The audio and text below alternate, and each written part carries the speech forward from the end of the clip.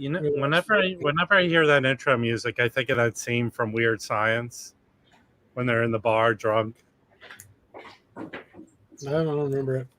I don't know. What? I think I've seen that movie like once. What's up, people? Good evening. Roberto. All right. I have something really cool for Roberto later today. Hopefully Criss is back to save the day.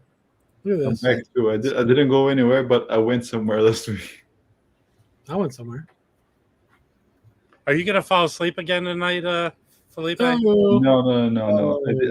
I didn't shoot anything today, so I'm fine. What happened? You were doing like moose calls and stuff. Oh my goodness. So Felipe was with us, and then he shut his camera off, and then like an hour later, all of a sudden we start hearing heavy breathing, and we're like, Yeah. Yeah. I mean, just to address that pretty quickly, I collapsed. thank you for addressing that. And I regret it. I regret it because I wasn't even drunk. I wish I was drunk at least when I was not. But Felipe, we know you work hard. Yeah. Criss, you went to Colorado, right? Yeah. How was it? Did you go any record shops? Anything music No. related? Anything? I was going to, but then I didn't want to hump them back or deal with shipping them or anything. So I just did a bunch of hiking and hanging out and smoked a bunch of weed. It was awesome.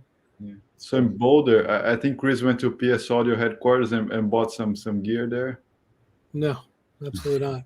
Is that there in Boulder? PS Audio is from Boulder, yeah. Okay. You know what else is in Boulder? Sleepy Time Teas. Their factory. That's actually in Connecticut. We have a big tea conglomerate here in Connecticut. I forget the name of it, but Was it Lipton? Yeah. right. No, it's not Lipton. It's I don't know. Hey Brandon. So Boulder, I came to the US in 2005, like October. So in July next year, 2006, it was my first trip for like workshop. I spent a weekend at UC Boulder, like learning how to do, not say much, but electron tomography, which is pretty much a 3D image of an electron microscope. Man, that was the coolest week I ever had in my life. The faculty at the university, they would take us to barbecue and restaurants. And Boulder has like a brewery every corner, right, Criss? Yeah, it's just crazy. It's just amazing. It's an amazing town. It's great, man. The time of my life there. The best thing, one of the coolest things we did too, I can talk more about it later, but on Saturday night we went to this little town. I can't remember the name of it. It's like 20 miles from Boulder. It's up in the mountains. It's a ski town. Mm-hmm. And they had a pub there that was just fucking amazing, dude. It's like a brew pub. Really good food, really good beer. Mm-hmm. Oh yeah. No, not Connecticut Tea Party. That's not it. That's it completely. I missed the show last week too, Jack. So Yeah. maybe you did good. We were tight. We had a tight 2 hours. It wasn't even 2 hours, bro. A tight 2. Tight 2. Yeah. You want to talk about your lobster rolls now? Cool. Don't even get me started. No? Yeah. Mike, welcome to the stream. Welcome, Mike. Hey, what's up? Hey. So what do we got? What's the topic du jour? So I think we should go into. Sorry, Rob. No, I No, was going to Felipe suggest go baked. for? Well, I was going to suggest baked goods. That's all. Baked goods. I think a good start would be like the thing of the week was Tom Poet's releases and issues. Okay. So another really important thing, I think I've been chatting with Mike, Criss, probably everybody. If you guys haven't heard yet, Jason Moran's interview on Fresh Air, talking about his new project, which is already available on CD and streaming, and the record's coming out soon. Mm-hmm. Everybody should, because the interview is amazing. He plays live, and the whole project is amazing. It's like one of the best things I've ever heard. So it's called From Dance Hall to Battlefield. Yeah. Very few records pressed, so I think it's like 200 or 300 only. So go to Jason Moran's website, check it out, or stream it because it's beautiful, beautiful, beautiful. It's hard to explain. It's Fresh Air with Terry Gross on NPR. I'm sure we all listened to something from her, she I've actually seen they did like expose of her life, and they went to her apartment with her husband. Her apartment in New York is like wall to wall records. Yeah, she's a record hoarder, and her husband is a musician. Yeah, And he's a critic, Francis Yeah. Davis. Yeah. I got Okay. one of his books. He was periodically used to write in The Voice back in I guess 90s, 2000s. Yeah, I still have a book of his essays, and he actually did the liner notes for. I wonder, maybe it was James Brandon Lewis or someone recent recording. Her husband wrote the liner notes for him. Yeah. Also, I mean, his wife, she's a opera singer, not opera. Yeah, she's an opera singer. She's an And opera she does- singer. Yeah, Yeah. and He- she's done some not Broadway Terry shit. Gross. yeah. No, Jason Moran, Alicia Jason Hallman. Moran, She was the understudy for Audra McDonald, I think in Showboat, maybe. I can't remember, but Yeah. Yeah. Yeah. And his kid, I think his kids are both ballet dancers, right? One of them is, and the other one, because he had posted something on his Instagram, like what they're doing this summer. One of them's dancing. The other one's studying to be a pilot, and he had a photograph of him in the plane. And a while ago, like 2 years ago, he had posted something with the son that's studying to be a pilot. The pianist Aaron Deal, who used to play with, sometimes still does, Cecile McLaurin Savant. He's a pilot also. And he took Jason Moran's son up in the plane while he was, flying. Who's the best pilot in music, though, is the real question. Who do y'all think the best pilot in music is? Yeah, I agree. The one that doesn't crash. Huh? Well, I just want to point out that we dropped the link to the Terry. Thanks Gross for not answering my fucking question. Yeah, man. we're not answering that. Okay. So what was the question? No, go. The question is, who's the best pilot in the jazz community? No, in music, period. Bruce Dickinson. He passed the 747. Yes. Okay, back to your link. What's it? Eddie Force one. He flies the Eddie Force one. Felipe, can you talk about the album and ordering it on Yes or whatever his label is? I think so. You can stream or buy from Bandcamp, but you have to go to his website, and there's a very limited amount of records to buy. I think 200 or 300. So if you want to get it, if you're not sure, listen to the interview, listen to about the project, what the concept is, and figure out. But there's not many records left, and not many pressed, and it's fantastic. I think the whole idea, the whole concept behind it, the way he puts it, I mean, just what he did with What a Wonderful World is just terrific. So can you quickly explain what the concept, like who he's channeling for this? So he is called from battlefield to dance hall, or vice. I think dance hall to battlefield. So it's about the second decade of the past century, 20th century. The songs are really like poorly recorded. There was not much recording quality available. And he brings it to a new perspective, a new light, and how songs transition from being played in the battlefield, like trumpets. If you think about World War I, World War II, even like earlier conflicts, the trumpet players, they will always be ahead in the marching bands in the war and the declaring victory. So it's really interesting. Music, I mean, jazz kind of came from there in a sense. The African American players playing in those bands, and that always kept like that. To like Korea, Vietnam. If you think about Henry Treadgill and people like him were playing in a war, right?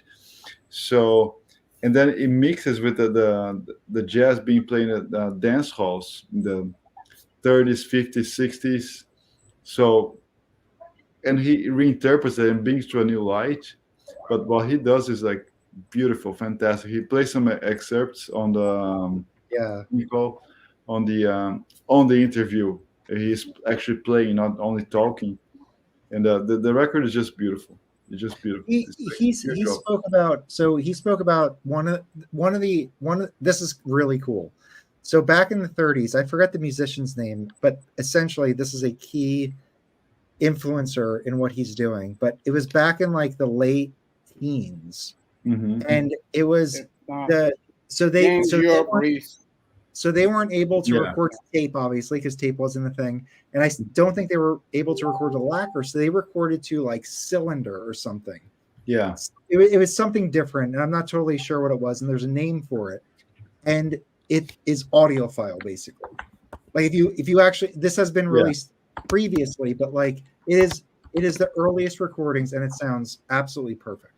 It's like excellent stuff, and he takes all of those compositions and then he makes them, he puts a spin on it, modernizes it, puts it with a band, and it's incredible. It's really cool. Listen to the Terry Gross interview, because they play the early stuff that's like, not the greatest fidelity to what he's playing, and he plays it in the like NPR studio. Yeah. But anyway, just check it out. I mean, it's really cool. And like Felipe said, this is super limited, so you're probably not going to have a huge window to order it if you're interested in getting it. Exactly. Thanks for telling me about it before the show, man. It's probably sold out already. Yeah, you guys are Mike Notes and Tones and I have spoken about Jason Moran's limited pressing for Thanksgiving at the Village Vanguard, and I think you can still order those. So like, all his stuff is limited, and just give it a stream. If you like it, get it if it's still available. Yeah, I mean, especially during the interview, they pointed out many times, this is like a stream release. It's not like a physical CD. So they even mentioned very limited, very. So anyway, check it out. It's cool. Jason Moran's fucking awesome. Yeah, no, yeah, he's the guy. He's the director for the Kennedy Center. What else can you say, right? Yeah. All right. Album, first album. Get one, Chris. Hold on. I do want to hear, Mike. Do you have any comments on Jason Moran's new album here? It's excellent. I mean, this is the whole thing. It's it's sort of a homage to James Europe Reissue, who was a musician. I guess you could say sort of an activist, in the sense that he created something called, and Jason Moran talks about it in the interview, called the Clef Club. And basically that was a sort of a union for musicians. They own their own building in Midtown Manhattan. So, he was sort of ahead of his time in doing that. He also, led a group. I think it's called, he talks about it in here. I think it's the Harlem. Yeah. The Harlem like Hellfighters. That was the that was it. Yeah. That was the regiment he was part of in World War I. And so they were, they played in Paris. He was I think he was a lieutenant in the army, and the army was segregated, of course, at that time. But he was just a pioneer, not musically, and like I said, he basically created a musicians union when there was these places, these unions were segregated. Was he? And what's also about one thing I like about the recording is he does tunes that are like combinations of one's a combination of a James Reissue Europe composition and a Jerry Allen composition. It's Ball and the Jack and Feed the Fire. and they lead right into each other. It's one cut on the album, but it's 2 songs, and then he does the same thing with another song. I don't know who the composer is, and an Albert Eiler song, Ghost. Yeah. And they're both like really fantastic. And that's the kind of stuff that Jason Moran does. He sort of combines things and puts his own slant on it. It's sort of like that, what the art ensemble with Chicago, their motto was sort of ancient to the future. Yeah. So he's always going to have his unique slant on it. I know, like on one of his solo albums, he does a really fantastic version of Africa Bambaata's Planet Rock, and and that was back when very few people were incorporating hip hop, elements, and he talks about that in the interview with Terry Gross about how hip hop is really important, and how he was going to those shows, when he first came to New York and stuff like that. And he's also from Houston, which has a vibrant hip hop, tradition of its own. Yeah. And he's from Houston, and Houston not only hip hop, guys around his age, but jazz musicians around his age. Guys that are playing now. Robert Glasper is also from Houston. Our guy that Mike, we saw at the Jazz Gallery. What was he playing? The drums? Yeah. Oh. Yeah. I'm drawing I did have quite an impression on y'all. You have the record, Chris. The blue note. No. And I even think what's the name? And Walter Smith III may be from Houston. I'm not sure, but they've got a lot of musicians around his age that are from Houston also. Well, this reminds me of Angelica Biener, who has her podcast. It's like something the culture. I forget the name of it, but it's great. If you have interest in jazz history, it's a great podcast. And I sent it to Felipe. Didn't you listen to it recently? And they did the 50 years. What was up with that? Sorry, I couldn't hear. Well, I think I was just leading you to talk about that podcast, the Angelica Biener, the 50 years of hip hop. Oh yeah. That's really good. That's the podcast. There's also a series of 5 episodes on NPR.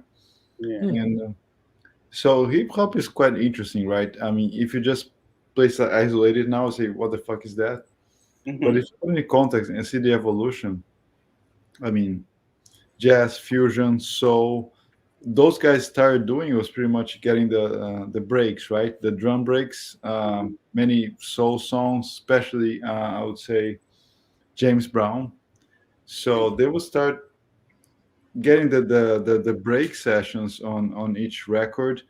So you have 2 turntables. You can like play break here and then synchronize, play the break from the next one, or just get the same record and keep looping the same break from the same record and make a 30-second thing into like a 10-minute thing.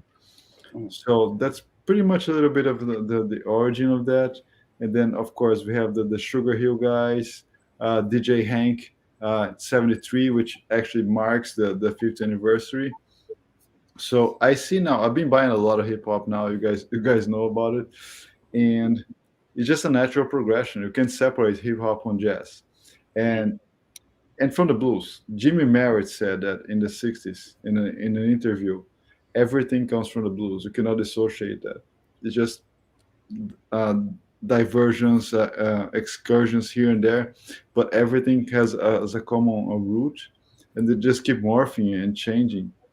And if you get this record is pretty cool. So the drummer is Kendrick Scott. Yeah. So Soul Jazz, I think I posted this on my personal, not the Jazz Bumps. Soul Jazz is a British label. They put a lot of reissues out there. So this one here, this is a must-have.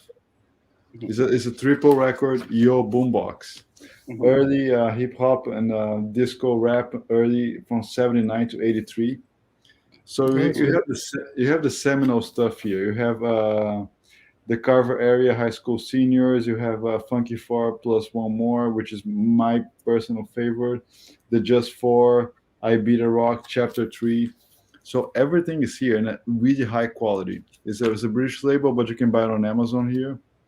So, and you can see the fusion guys. I mean, a little bit of 70s jazz. Everything comes together, right?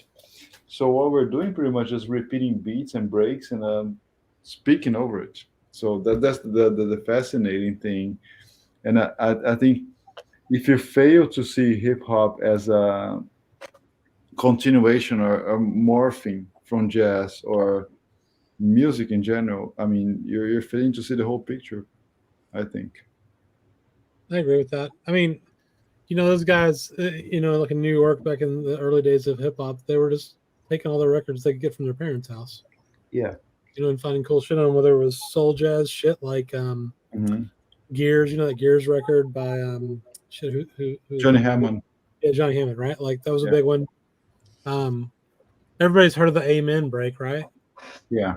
Yeah, I mean, it's like there's this Amen Brother was a song back in the 69 or something, and that break beat on it, that has been used on hundreds of records. I mean, from hip hop to like to electronic breakbeat music.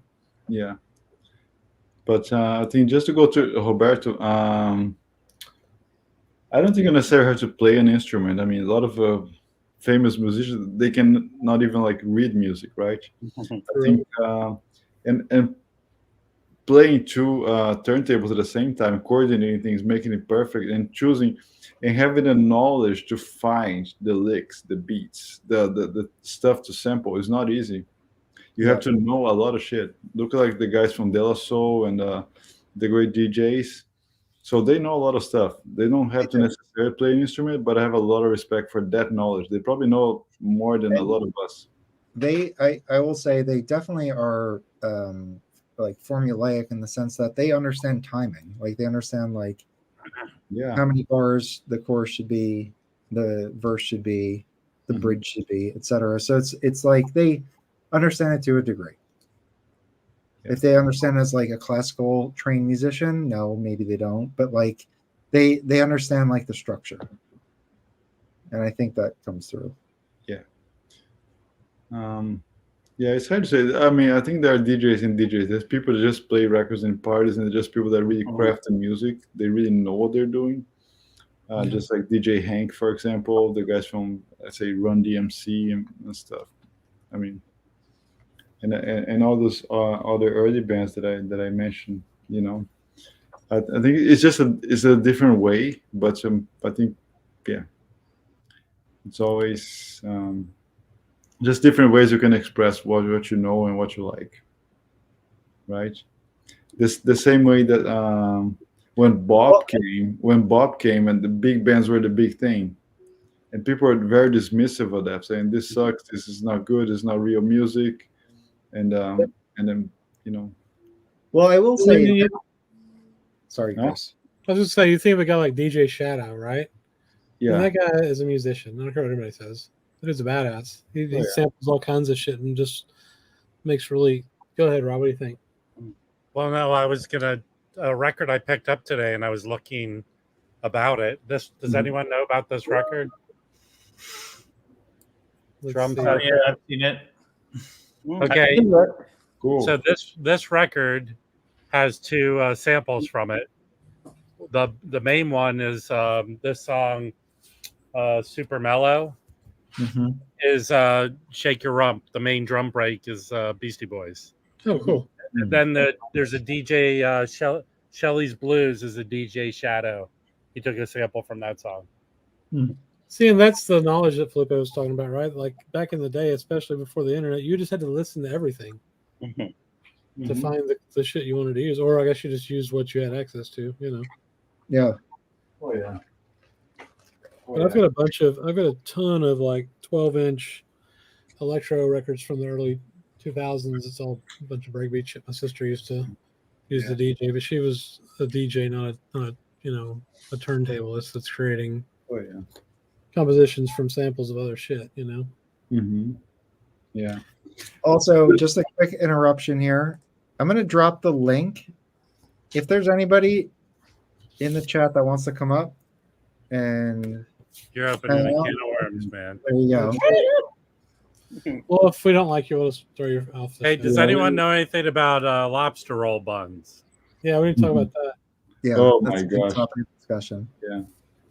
So you bought some hot dog buns today, Mike, and you don't like? Why don't you like them? Let's not even get into it. It's stupid. Because honestly, top loading hot dog buns are. They're not hot dog buns. They're lobster Yes, roll they buns. are, Rob.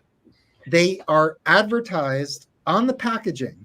So this is indisputable. Okay. They're hot dog buns. They're top loading. And you might as well just take a piece of white bread and wrap a fucking hot dog around it. That's how I grew up, bro. It's the laziest bakery. You're almost in New England, and No, you this didn't is, go there. this is big bakery because this is so much easier for them to push out. It is than a regular hot dog bun with full crust on all sides. Yes. Okay, so give me a break. And Rob, you are right. This would ideally these types the top loaders would be best for lobster rolls. So I don't disagree with you with that. Because they're lobster roll buns. Yeah, well, they're not. They're fucking advertised. Let and me only send has you a little regular, clue. You can't get lobster regular there. fucking top loaders and brioche top loaders for hot dog buns. That is it. They don't have any regular. Normal hot dog buns. I'm not going to another supermarket. Okay, this is exactly what I was thinking. Listen, Karen. I think you should have talked to the manager. I did talk to the manager. My gosh. Oh man. All right. Yes, we're going to talk jazz right now. Okay. So Felipe said we should start with tone poets, and we never even talked about them. So Yeah. So two right. tone poets dropped this week. I didn't buy them because I have the OG, so I'm kind of still waiting for price drops. that's braggy. What are they called? Also, Mike did show one of those last week. I feel like yes or no. Well, I wasn't here last week, so it's like that timeline didn't exist. Are you a victim, Chris? Yeah, This is great. I didn't show that one. Oh, this is really good. So this is all Duke Pearson's compositions, and I really enjoyed this record. There is some controversy, though. Has anybody heard about the problems with this record yet? That some people have had? Yes, What I've heard. What have you heard? I heard that's.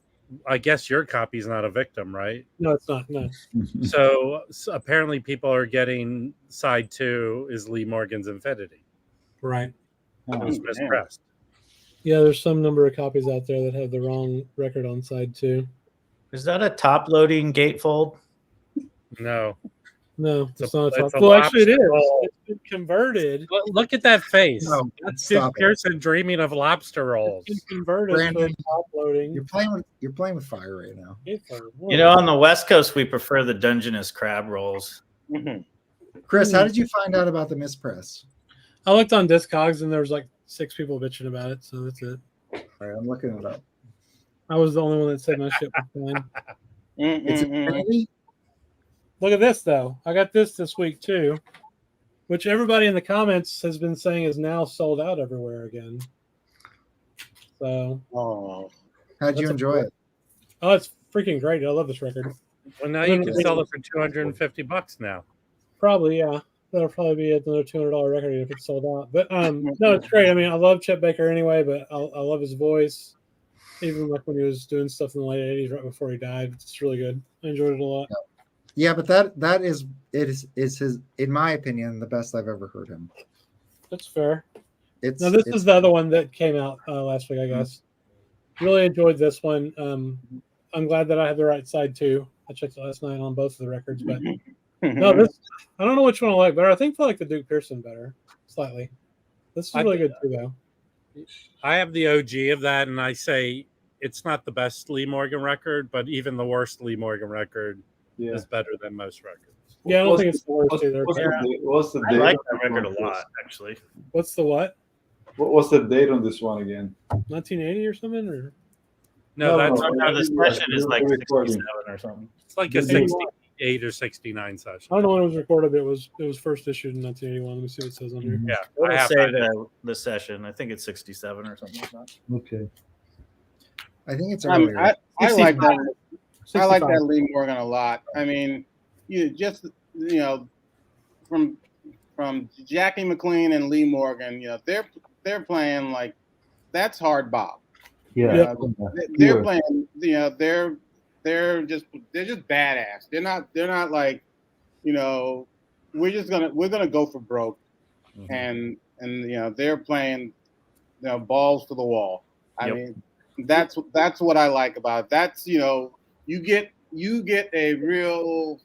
It's sort of you get a sense of how hard bop was played by the people that were very proficient in it. And McLean and Lee Morgan are like the prime examples of that.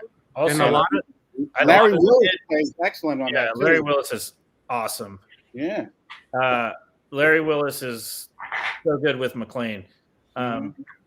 They played together on Right Now, and I'm sorry. What does Larry Wills play? Piano. And if you listen to Right Now, it's like one of the best McLean. He's also on Jackknife, the two. Oh yeah. A lot of those. It's funny that a lot of those unreleased records are the Lee Morgan, Jackie McLean sessions they put together. The only ones they did. Consequences, which is the McLean one. I think that's the only two they did was. No, they did. I have Consequences on the Jackknife ones. Oh, and then there's Jackknife on the two. Yeah, no, there's. I think is Sonic Boot. There's like 4. Right? Yeah, they have more sessions together. Yeah. Well, they're all they're not the regular Blue Notes. From like the 80 Anyway, the Jackie McLean. Is Infinity a Muscat? Yeah, I like it a lot. It is. I think these two records. I think this was a really strong, set of records from Tone Poets this month for real. I have the original, but I'm waiting for I'm getting one for like $32 or something. Yeah. Same here. Yeah, but next month the original goes for which one? Which one? The original Infinity. I mean, I looked it up the other day, considering getting the new one and just selling it. It's like $60. Yeah, I might just sell mine. I think you can get more for it. Yeah, I'm gonna sell mine for it goes for like $60, and I'll get the new the Tone Poet. That'd be good. Yeah. Mm-hmm. Yeah, I think it's a must-have. I got this record. Did anybody else buy this? I got it for sure. Yeah, I loved it. How did you like it, Criss? It's really good. I've only listened to it once. I need to give it another listen, but I enjoyed it a lot. Yeah. I mean, the recording itself was supposed. They meant it to be like raw and gritty. I loved it. I mean, it's got some like a couple of what you would consider cheesy elements normally, but it kind of works really well on this one. Yeah. Like there's some 70s vocals and stuff on one song, but I don't really like that. I'm glad I bought it. Yeah. Now I still haven't gotten the fucking Rio Peculiar records I ordered the same night when I was on the stream, and I bought this when you freaked me out. So there's only 30 copies left. No, that's great. I've been playing this a lot. I've got 3 of his records coming from England, I guess. I don't know. Mm-hmm. Hopefully they'll show up soon. Another one that, if still available, if you folks haven't got it yet, the Circling Sons. I have not got that yet. Yeah, that is so good. That is, I think, to me, is the best record I heard this year, like released this year. This is brand new. I need to get that. Yeah, I streamed it. It is very good. It is fantastic. It's like very, because some elements of fusion, some of them are spiritual, a little bit of everything.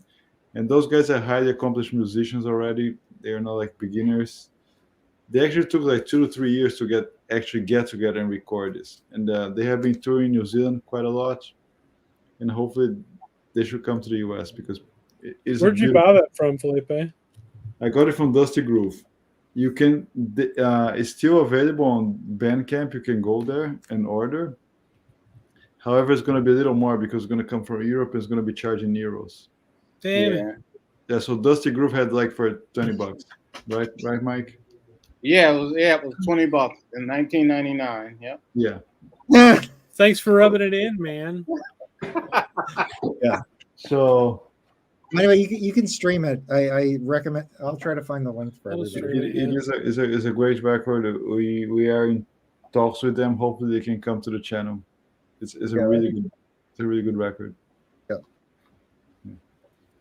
Roger, Oh yeah, for Roberto, I want to show you this. I got this record today. It's called. Have you seen this one? It's a rare one. Mm. It's called Raposa Velha, which means old fox. It's a Brazilian record. It was like a self finance record. It's like really low run. Private pressing. Don't even know how many they did. 1981. It's more like avant-garde, spiritual, little bit of fusion with Brazilian rhythms. It's really good. It was reissued now in 2021 by Metaball Records.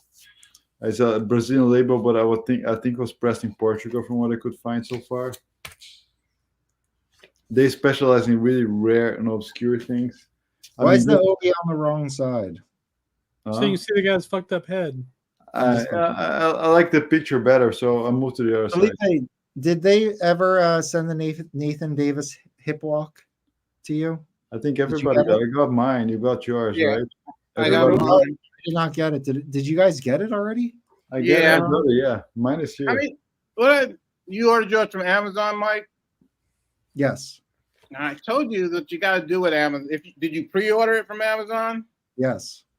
Yeah, when you pre-order stuff from Amazon, I don't know what's going on. They usually, you never get it the day it's released unless you cancel and then reorder it like Yeah. the day before. That's gorgeous, Felipe.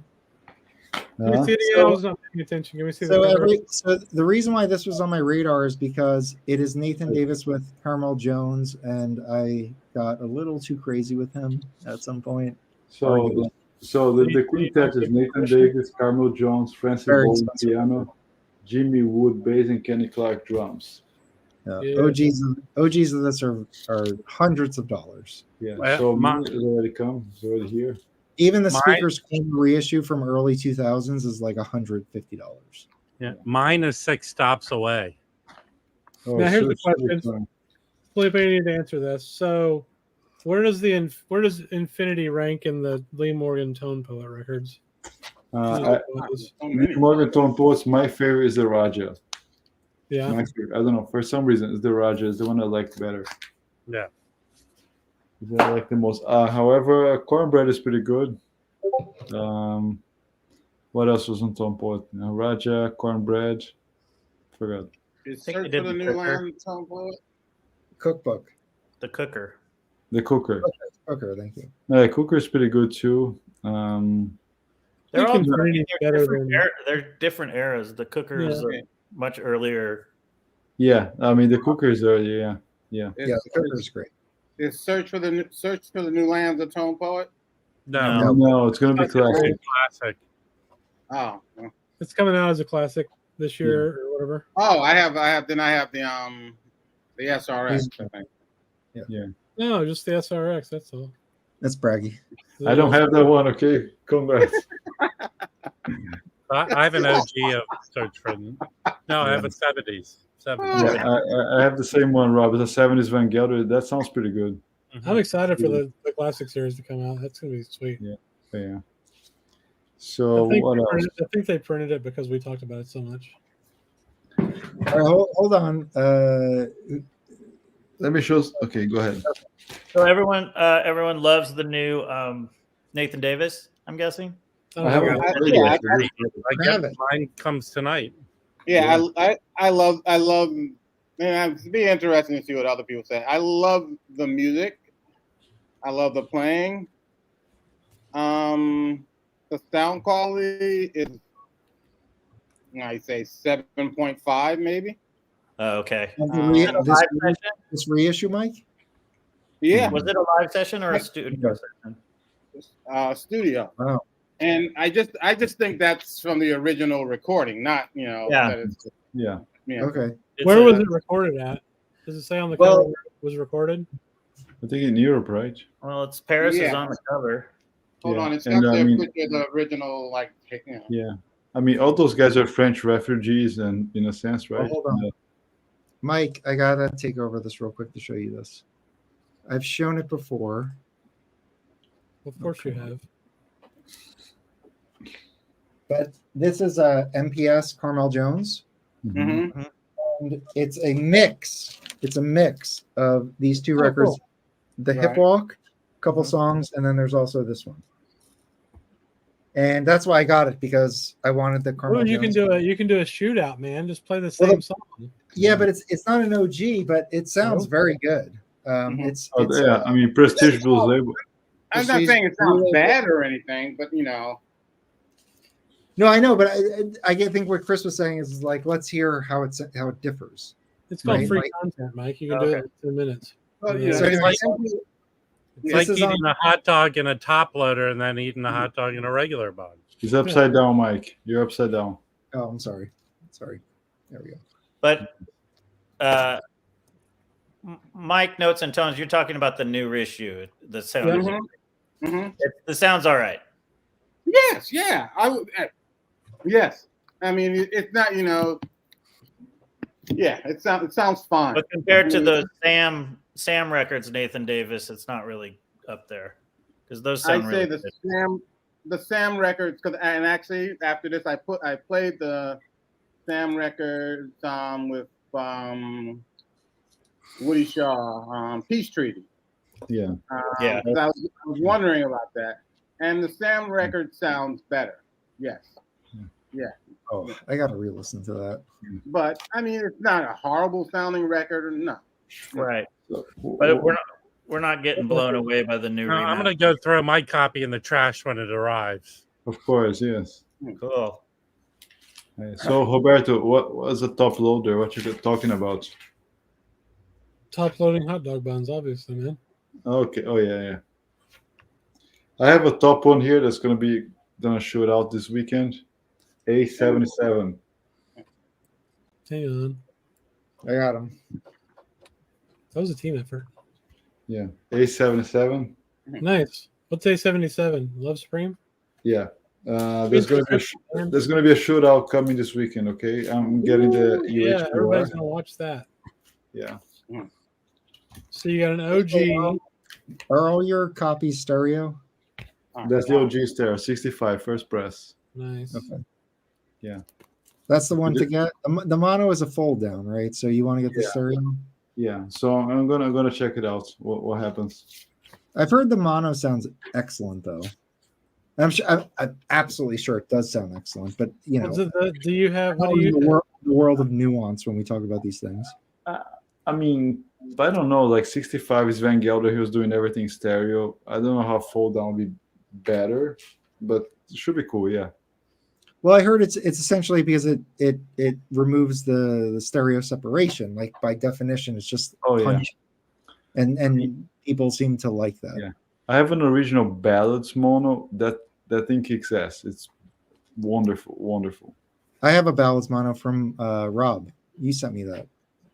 It was a Bell Sounds pressing. I sent you it for the Alice Coltrane cover. Yeah. I've had both. I had an original mono, Love Supreme, and now I have a stereo, mostly because it's much cleaner. But I like the original stereo better, personally. Mm-hmm.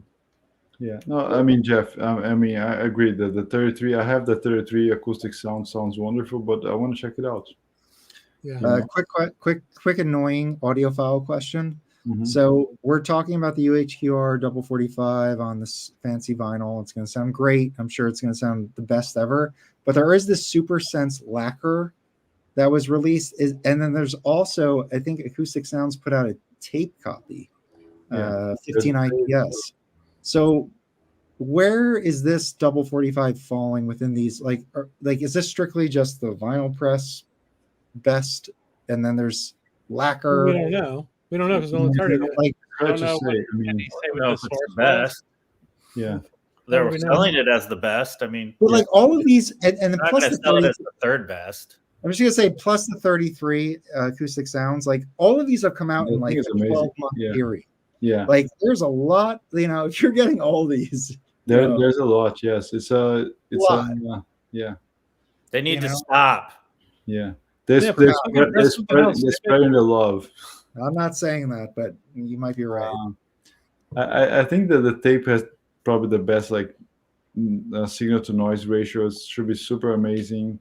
Oh yeah, for sure. The lacquer again is a physical media, has noise and degradation like any vinyl record. I think it's like minimal. If you don't have the system to get the minimal details, I think it's a combination. Have the perfect media, have the perfect system, and have the perfect ears. Guys, I'm sorry. After 20 years old, we don't hear the same. After past 20.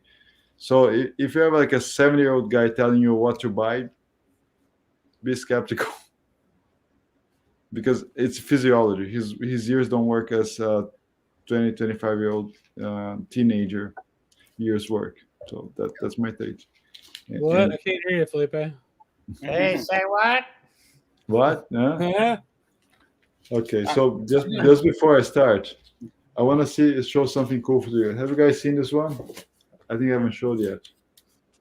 Yeah. That looks like a Korean. Yeah. No, it's Taiwan. Taiwan, yeah.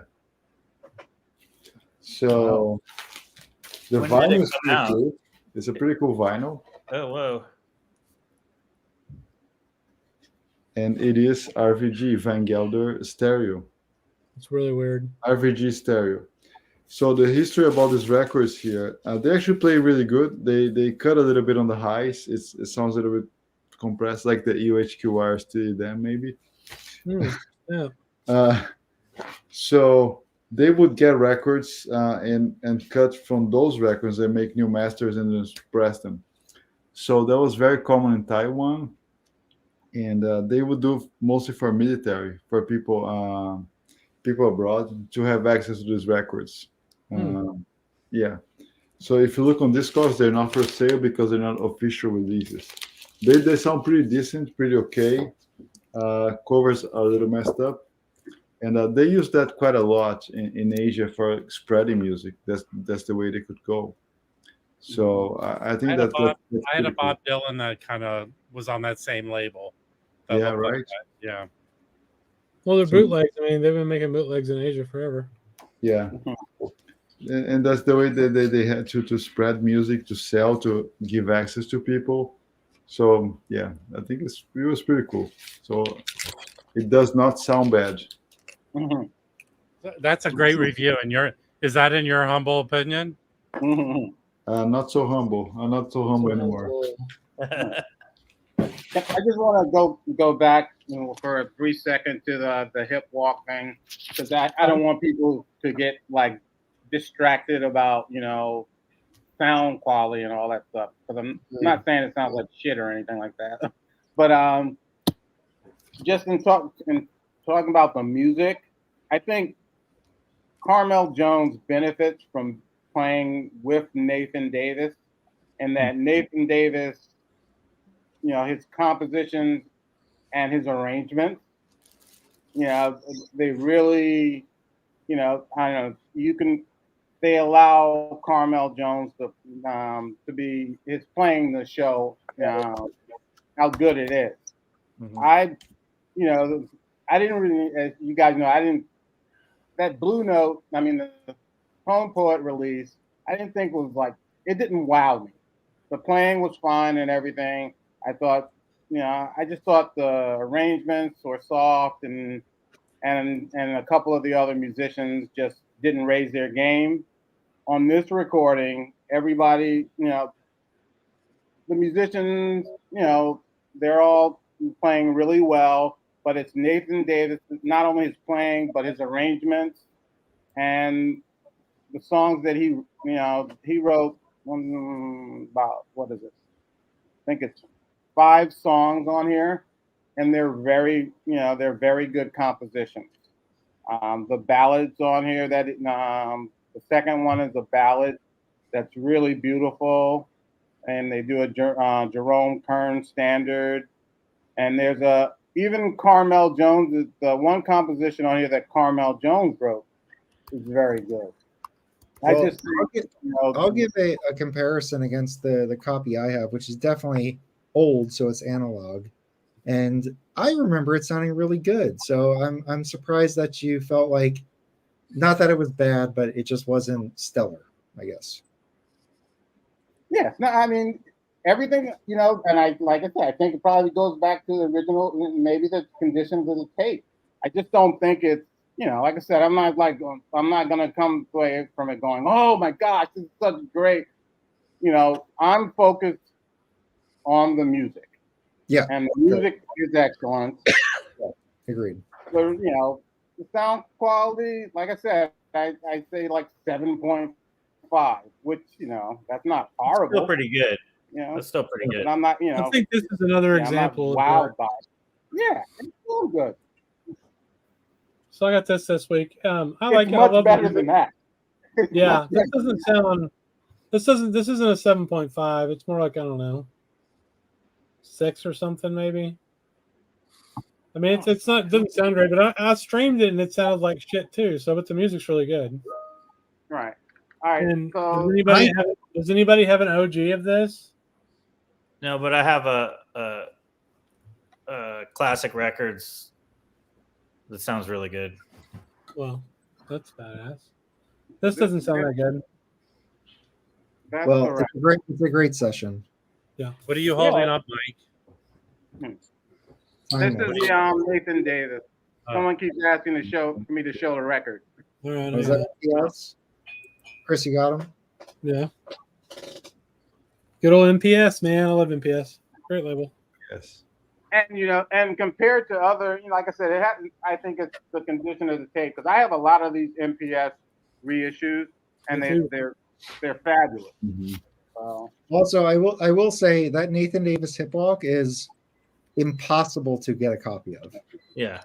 I just got on Amazon today. You can just easily get. Me too. I bought one today, Mike.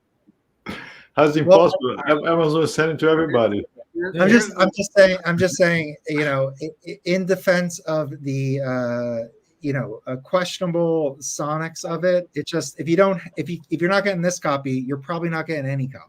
Is the point. True. Yeah. So in your face. Yeah, in your face, people. Hey, yeah. I got only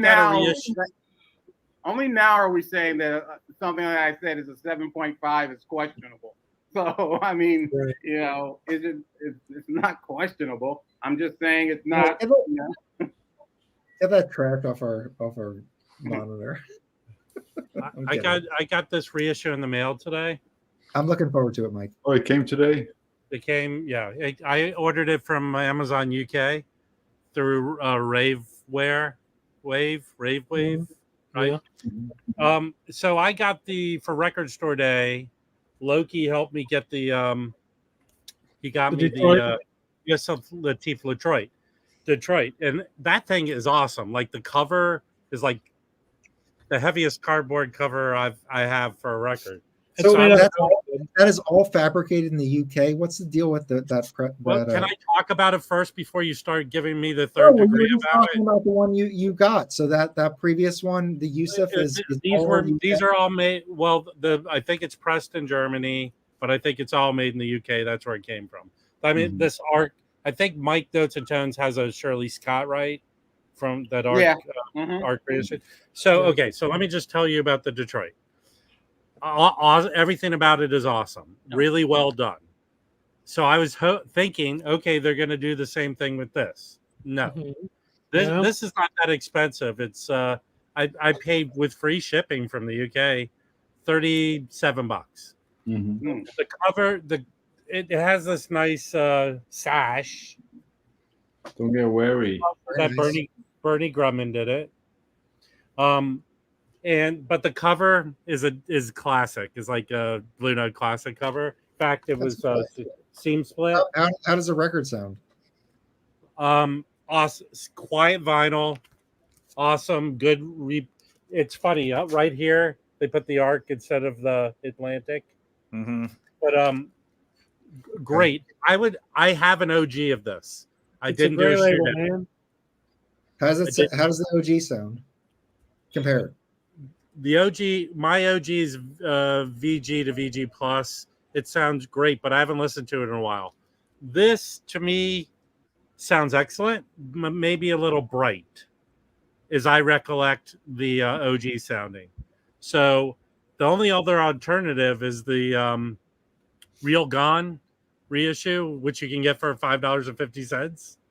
Yeah, that sounds good. I got that one. Or an equalizer. It's and that's a digitally sourced. Yeah. This is great. I would give it an 8.9. Who's on that with him? Who's on that with him, Rob? You got Charles Tolliver, who really does kill on this. Charles Tolliver kind of almost steals it from Max Roach and Gary Bartz, and then I think one song is sung by Andy Bay. Remember Get Weary. Is that side 2? Yeah. These famous members don't get worried. So, and by the way, this sash is on so fucking tight on there. I had to play with it to get the record out of it. Shirley Scott was the same way. Yeah. Shirley Scott was the same way. No, it looks nice, Rob. No, I would say you can't get the record out without taking the fucking sash off. It's fucking retarded. Yeah, I know. But I got and here's another cool thing they did to it. Yeah. This little insert is really nice. So it has all the photos from the photo shoot. Oh, nice. And then the liner notes. Who wrote those? Are you gonna keep that picture beside your bed to keep you company? Hey, listen, I can't think. What did you say, Chris? So are you gonna put that picture next to your bed?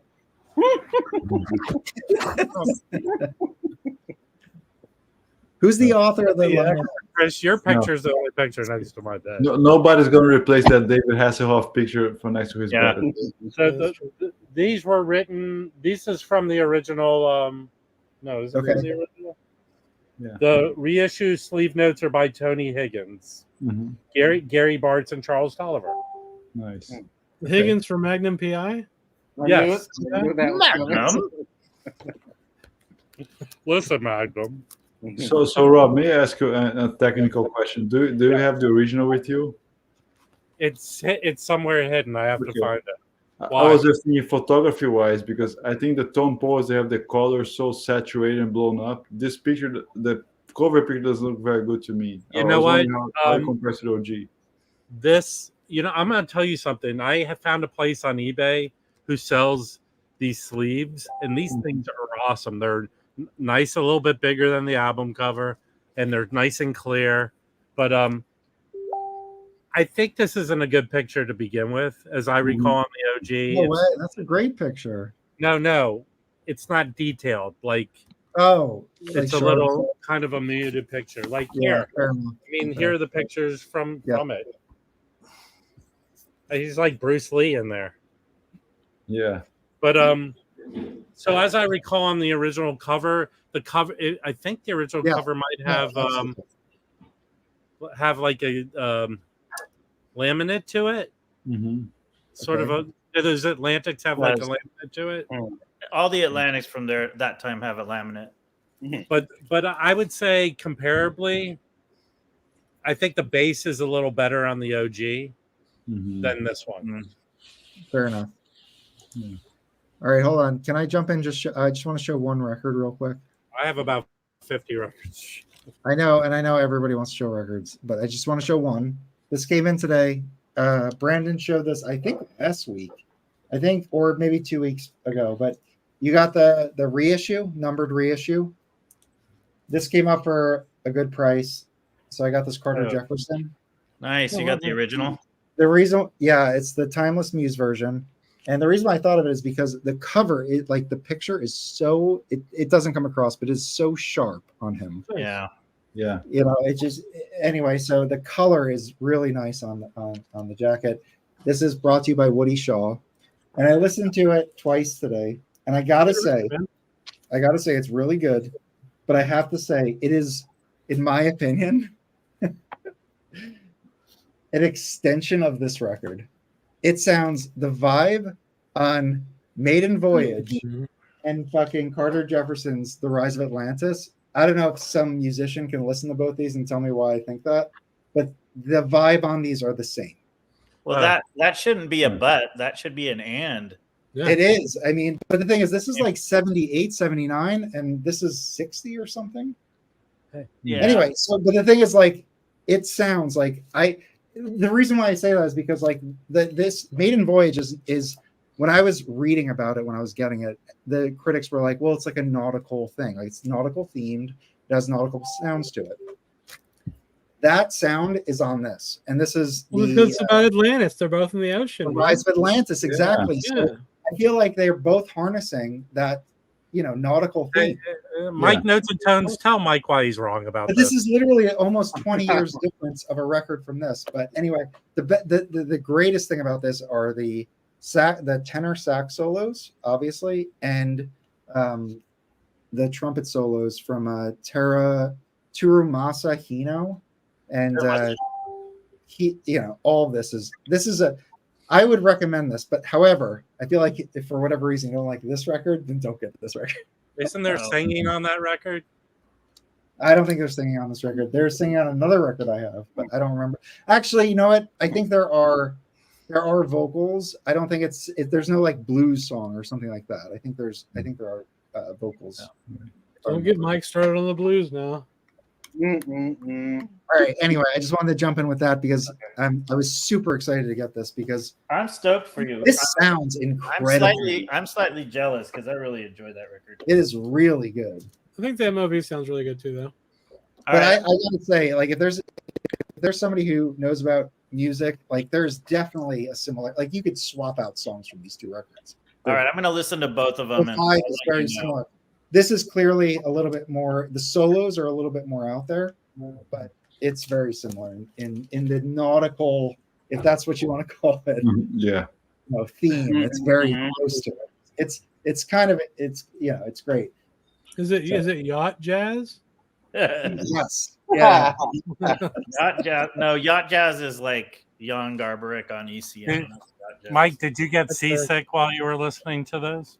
Well, hold on. If you're watching this after the stream, remember to like and subscribe. And then also let me know if you know these two records and if you think there's a similarity. This is going to be a featured video. I'm going to play them both tonight.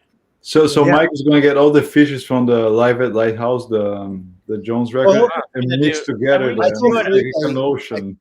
This is really Aqua theme next time. So this is Timeless Muse. It's by Americans recorded in the States. So they probably had the master tapes here, right? And then they shipped them to Timeless over in Europe, which is a Dutch pressing company. But anyway, so I thought Timeless was like the owner of these, but I think anyway. So that was pressed on Timeless Muse. Yeah. Well, it's probably pressed on. I feel like the thing is the source tape for the American pressing on Timeless Muse is going to be original master, right?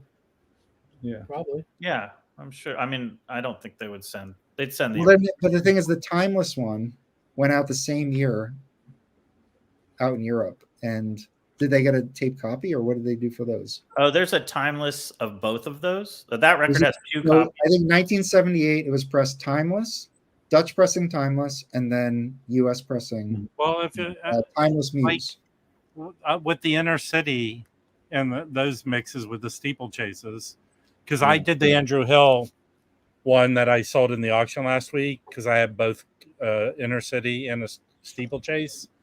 The steeplechase sounded a little better. Oh, okay. Yeah, but it doesn't depend on where they're like if the recording's in Europe. But what if it's an inner city recording that they're putting out on? Maybe they sent them the tapes and they mixed them here. Yeah, I mean, it's not like where Blue Note would have 10 years later or whatever a Japanese company wanted the tapes. Yeah. If they were working together, I don't think there'd be any problem of flying the tapes to Europe. I would also say I really don't care if I have a inner city or a steeplechase. Yeah, me neither, because I find they sound really similar. Yeah. I'm going to show some stuff before Rob does, since he's got 50 records. I do have 50 records. Okay, well, I don't. I have 6. He's like, They better be good. Huh? They better be good. I only know good. Yeah. Woo! That is good. This was pretty cool and inexpensive. Mhm. This is Wallace Roney on Muse 1988. It's got a great cast. Kenny Garrett on alto, Ron Carter on bass, Gary Thomas on tenor, Cindy Blackman on drums, and Cindy Blackman. I have a Muse record. Mulgrew Miller on piano. Yeah. And recorded in the Van Gelder. No, digitally recorded. Inglewood Cliffs. Inglewood Cliffs digital recording. Van Digital. Gelder stamped. That's Yeah, Van Gelder. digital. Yeah. It's a digi. But it's Van Gelder stamped. Yes. Sounds good. Yeah. This is really cool. This is Jack DeJohnette trio, but he's playing with two Japanese cats, George Otsuka on drums and Mitsuaki Furumo on bass, and Jack is playing piano on this one. Yes. Wow. And it's pretty awesome. He's a pretty amazing piano player too. Yeah. And it's just a killer post-bop trio record. A little bit moody, and it gets fun. Almost has like some of those Dollar Brand kind of. There's like a happy song that reminds me of Dollar Brand and those South African jams. Cool. And then, but most of it's more a little bit on the darker side. But it's really good. What's the label again? Oh, it's on Trio. It's a Japanese label. Can you show the Jackie board? And I'll show you the Trio. Looks like this. So Japanese label. This is from 1978. Really good. This was my big purchase. Oh, nice. This is great. Very nice. Charlie Hayden, Paul Motion, and Jerry Allen. Mike, you got that recently for a good price. Yeah, you got a deal on that. This was my big purchase. This was not. I mean, I got it. I guess. No, I know how much you paid. I paid more than both of you. So this was my big purchase. And it's funny because I was just talking about how inexpensive Soul Notes are, except for this one. Yeah, that one. I mean, I just lucked up on that and got a really basically cheap copy of it. Well, the best part is this thing is perfect. I mean, the vinyl is perfect. So really nice pickup. Really nice. That's a great record.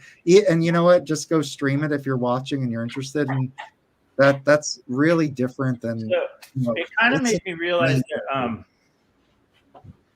I think I would love to talk to Jerry Allen because I bet you she knows. She's you're gonna have to get a Ouija board to do it. Yeah, she's dead. Damn. No, she passed. Okay. Yeah. I would love to know if she was influenced by Mike Taylor, because this record sounds pretty moody and from Duran Duran. No, he's not the Taylor brothers. Yeah. Now, just Brandon, one thing before you go on. You showed the Wallace Roney first, right? And then you showed the trio with Jerry Allen. They were married at one time. Okay. Yeah. And their son is now is a working musician who plays trumpet. And I saw him. Oh gosh, I can't even remember. With Bobby Watson's group, and he can play. Is he a Rodney or an Allen? Well, the first thing, Rodney. When I was listening to this, I started hearing. I mean, there's certain piano players I think of when I hear her stuff, like a little bit of Cecil Taylor, but I heard, like when I listened to this, I was like, wow, that really reminds me of Mike Taylor, the British piano player's record Trio. It really had like a really similar mood. So I was kind of interested to know, because he's not very well known except for with musicians. So I wondered if she knew of him. You know, it's a pretty cool record to check out if you're into Jerry Allen's piano. Is this Ralph Peterson Trio? This is like I think it's like somewhere in the late 80s Blue Note. Yeah, and it's inexpensive too. It's inexpensive and it's really excellent. She's fantastic on any trio she's on. She like dominates. She's awesome. She's really good. Fantastic. She's great. All right, so I picked up cheap for so Mike, sorry, Brandon, do you have this? What? No, I don't currently have it, but I've seen it quite often, so I'll probably grab it. Here's Two World Saxophone Quartet. Yeah. These are mint, and they were like $5 a piece at the sale. So I picked them up, and they're pretty fun. Yeah, they are. I like when I'm in the sax mood, I put it on, and it's good. Hey. When you're in a saxy mood. When I'm in a saxy mood, when I'm staring at my Max Roach portrait next to the bed. And you're loading up your vessel. Yeah, loading up my vessel with some smoky links. Yeah. Do you use a top loader bun? Always. Only top loader buns. All right, so Top loaders are I was pretty surprised to find this. It's pretty awesome. It's a promo. It's how is that album? Because Joe wants to trade me that album for one I have. Is it good? So this is what it is. It's a couple different styles. So it's kind of like it's half pretty much hard bop, and so it kind of depends on what your mood is or what you're into right now more. And then the other part is more of a post-bop groove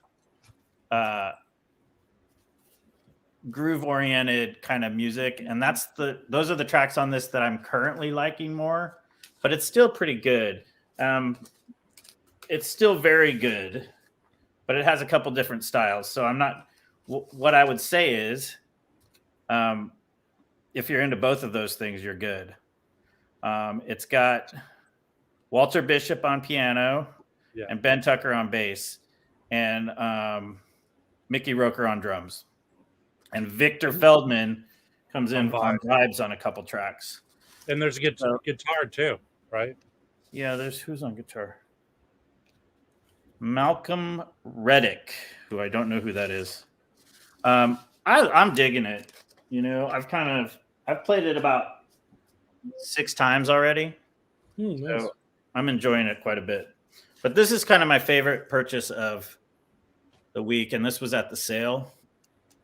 And this is someone I know the name, but this is my first Sadao Watanabe record. And part of what he plays flute and sax on this. And part of what Gary Peacock is the bass player on there. And the rest of it's a bunch of Japanese guys that I don't really know. Masahiko Togashi, Hiroshi Murakami, and Sadao Watanabe. So you've got basically a quartet. So how does Gary Peacock sound on it? Really good.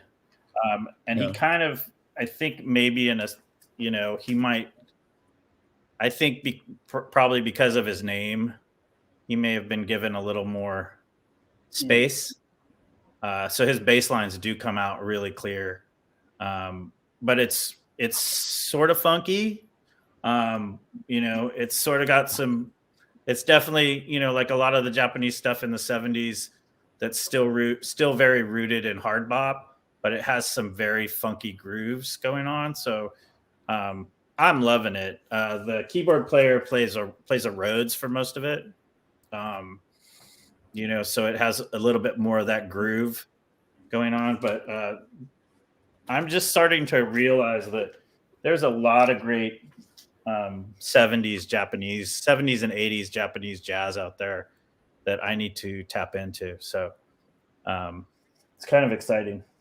But it was just kind of a random, this looks good, so I'm going to grab it. That's awesome. So with the Japanese kind of interest, is this your this isn't your first Japanese group? No. I mean, I have a lot. I mean, I have Japanese stuff with, like, probably my first Japanese group was, a long time. It was getting like Joe Henderson playing with Japanese people, or musicians who are playing with Japanese musicians in Japan, and that's kind of was the beginning. But then, Ryo Fukui, I've been into him for a while, piano player. And then I just recently got into Ryo Fukui. That's the guy that's on We Press Whatever the Fuck We Want jazz. We Release Jazz, Serenity, and then Live in New York or whatever. There's two. Yeah. Yes, he has quite a few records. I have the New York one. Oh, that's the one I don't have. Who are you talking about? I missed it. Ryo Fukui. Oh yeah, I got two of the ones. I think I have two, and then I just got three more, but they haven't shown up yet. Yeah, I have not the New York one, but I have Mellow Mood, which is one of the 70s ones. Scenery, which is one of the 70s ones. The solo piano one, which is from the 80s, and then I have one that's from the 90s, but it's a studio recording. And all except for one of them are on the We Release Jazz label. Yeah, they put up. And those sound good. Those sound good, right? They sound good. They kind of remind me of. They sound about as good as like the Pure Pleasure analog, Pure Pleasure Strata East recordings. They're in that. But are they? They're good enough. I'm sorry, I should know more about this, but are they all trios, or do they have horns on them? They're all trios except for the solo piano one. Okay. All the ones I have are trios except for the solo piano. Okay. But yeah, the one you probably have is probably a trio. He's kind of known for. Yeah. Who has the cat? Who has that one? The cat.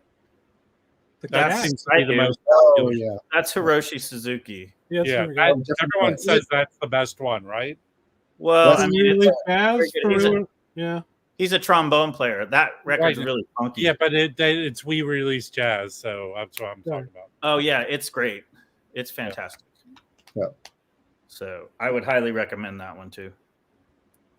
If you want to check out Japanese jazz, I've shown this before, but everyone should buy this. So good. So it's Japanese Jazz Spectacle. It's 2 LPs. Deep, heavy, and beautiful jazz from Japan from 62 to 85. So it covers like 23 years. Yeah, it has a funky. I think that has Isao Suzuki, the blow up, the bass player. I think he's on that. Probably. Look at the back cover's awesome, and then inside, it's got like images of all the records and then kind of descriptions of each song. Yeah, I kind of want to pick that up. I think that doesn't have Ryo Fukui too. I have no idea. There's a bunch of shit on here, and I can't see it in the darkness. But there's 2 of these too. I think this is volume 2. Yeah, this is volume 2. So there's a whole nother 2 LP set that I want to pick up. It sounds this one sounds amazing. So yeah, it's a sampler, so you can get to know like 12 different groups. Yeah, I looked up a bunch of the songs on here the records are on, and they're like $2,000. Like you can't buy the record. No. You know what I mean? They're just like super rare. So you just get the reissues. It's got the best cut off of it probably. So yeah, I don't mind comps. I like comps, man. Like the jazz dispensary comps are fucking kick ass. I wouldn't mind getting into more Japanese jazz though. I feel like Japanese, like there's I think in the 80s is when like there's plenty of like Blue Note like reissues in Japan.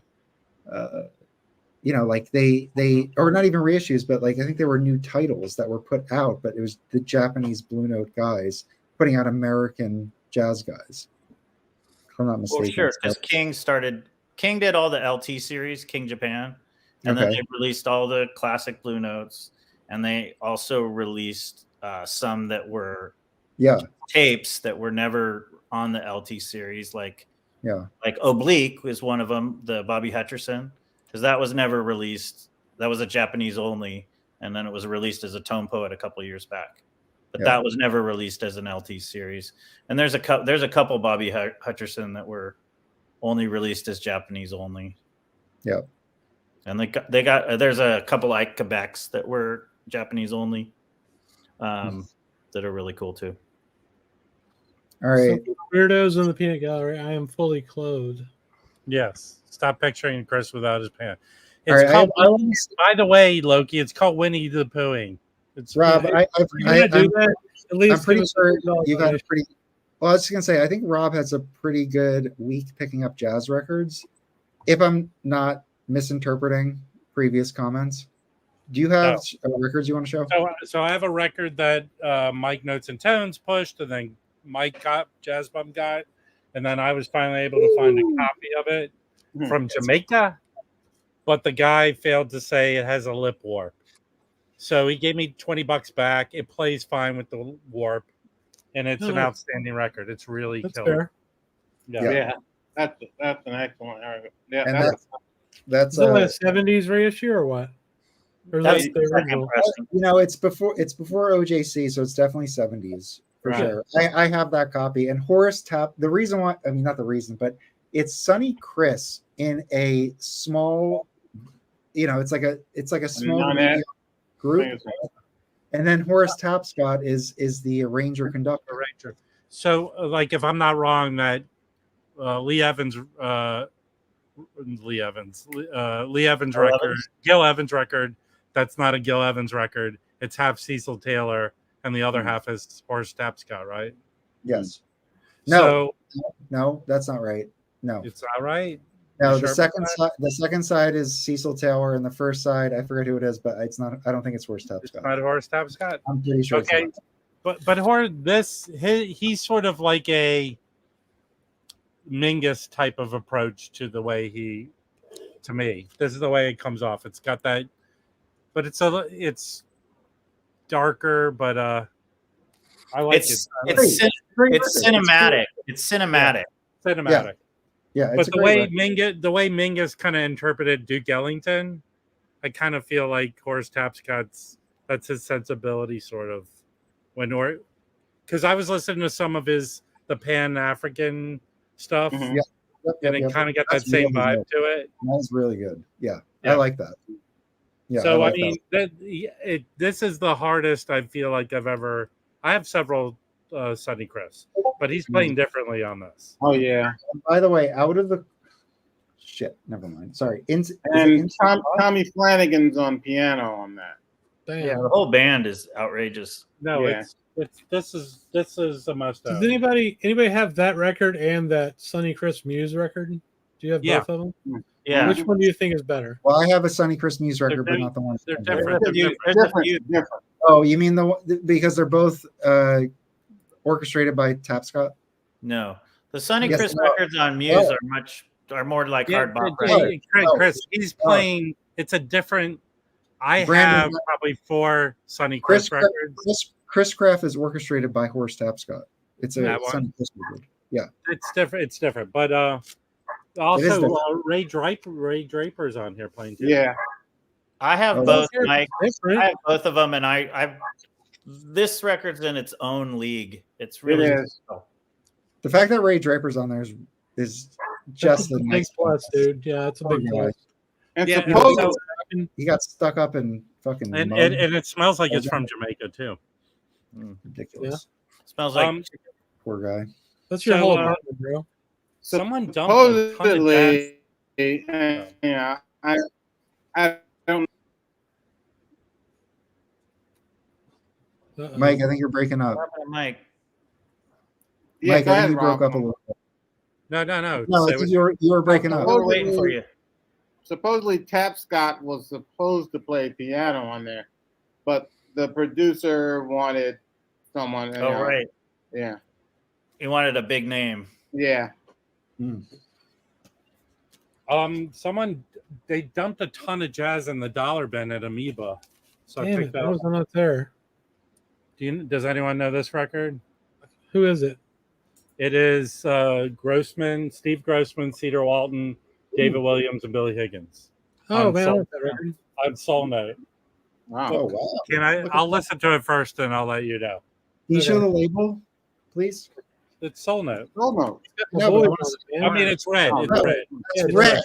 Right. Okay. Oh, I gotta have that, man. I've already got one of the records as its sister to that record, man. Wow, I'm glad I asked to show the label. That's all I'm saying. I'm sorry. I wanted it anyway because it's got Cedar Walton and Billy Higgins on it. I want Okay. every record they ever played on together. All right, I'll put it this side. What about this one? Do you have this one? Yeah, that's a great That record. sounds like Chris got that like a year ago. Yeah, that's great. You should keep He's wearing John Travolta's outfit from Saturday Night Fever. Yeah. Now, No, don't okay, just skip past it. Bring it back. Bring it Okay, back. wait. It's an important All right. record. Who else on there? The 11th Yeah. house. I know. Do you know all the members of We got 11th Floor? No, I forgot. That's what I'm asking. All you. 11 of them. The only one I know is Alphonse Mozon. okay. Steve Kahn. Come on. I don't know any of those guys. That's a good record. And it's just like Okay, $5. so here's a guy who I always feel like I keep at length's arm when I see his stuff, Okay. but I've never had a solo album with Michael Brecker. Oh yeah, But look who's playing with on this. Oh, yeah. I think I have that one too. Is it Yeah. any good? It's easy. It's a horrible cover, dude. I think This you is should one have of those. that one. That Yeah, should be it's by on your that- bed tonight.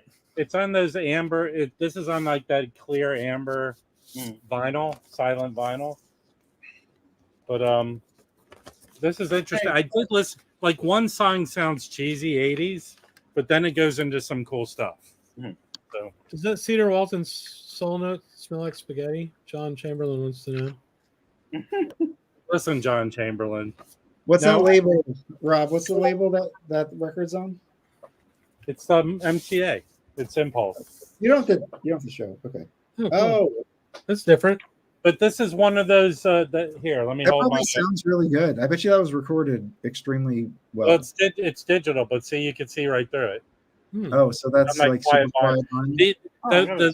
It's like I got that Ahmad Jamal, The Awakening. Sounds awesome. So Nice. what you give up, I think these digital late 80s MCA releases. Wait, you have a really late good 80s Amal Jamal? Yeah, it's The Yeah, The Awakening. Awakening.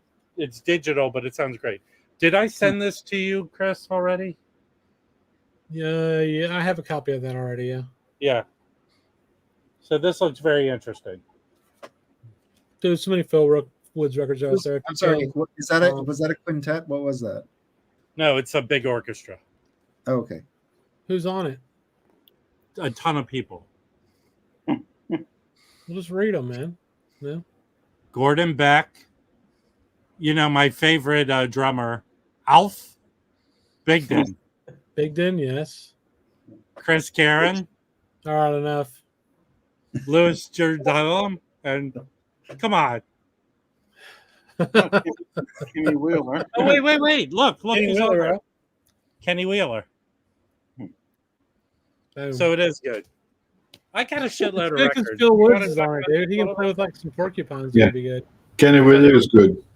Does anyone have this one? No. No. What's that on? Felipe came in like the voice of God. Bill Evans, the saxophonist, is on here. What label's that on? This is on Relativity in the U.S., but I think it was released on different labels around the world. Oh, look at that. But these are clean. It looks like no one played any of these. How does it sound, Rob? I haven't listened to any of these. These are all like recent. I got to clean them Would and you listen.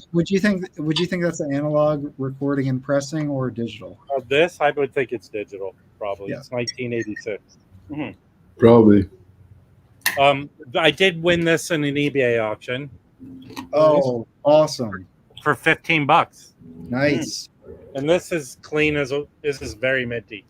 Awesome. So I'm looking forward to listening to this. So I showed this, and the only person who talked about it, by the way, my records just showed up. Does anyone know this record? No, but I asked about it. It's from No. 2012. Really? It just drums and sax, yeah. Yeah. Drums and sax. That's That's- cool. Just like the muse I have is drums and trumpet. I don't know Cool. if anyone knows this label, but it's Aurora. it'd be an interesting listen to. Oh, I yeah. do have. I have one other Joe McPhee. You haven't record. listened to it at all? Not yet. I have too many records I need to clean and listen to. I've been working, so Does anyone know this one actually is pretty pricey? What is this Billy Bang Untitled Gift with this lineup? Yeah, I've seen this one, Rob. Yeah, it. That's nice. So wait, I'm sorry. So that's a quartet. Yeah. And but then Billy Bang is there was a documentary that came out about him last year, the year before. He's a jazz violinist, right? So it's violin, trumpet, bass, and drums. Yeah. So there's on that sale that Mike told people about on an Elusive disc. The soundtrack is like a 3-disc set of Billy Bang, the movie. This is really nice. This Lee Current. This is Japanese pressing. I think it's very cool. Yeah. Yeah, it is. I just picked this up. Who's he playing with on that? On Verve. It doesn't list it on here. There's no one of any significance. I hate when they don't list it. No, it's Ghost Players. Yeah, that's bullshit. But it's good. He's good. I have no one of any significance. You don't know, man. It's fucked up. Yeah. You don't know who played on that. You're gonna say I'm glad Rob didn't talk about a lot of the records, okay? We make a tack video on you now. Yeah. There's plenty of them being done. I'm gonna tell Salad Steve on you. Yeah, he hates my guts. I have the one Phil Ranklin album you should get. The Vibes from the Tribe that has like killer drums on it.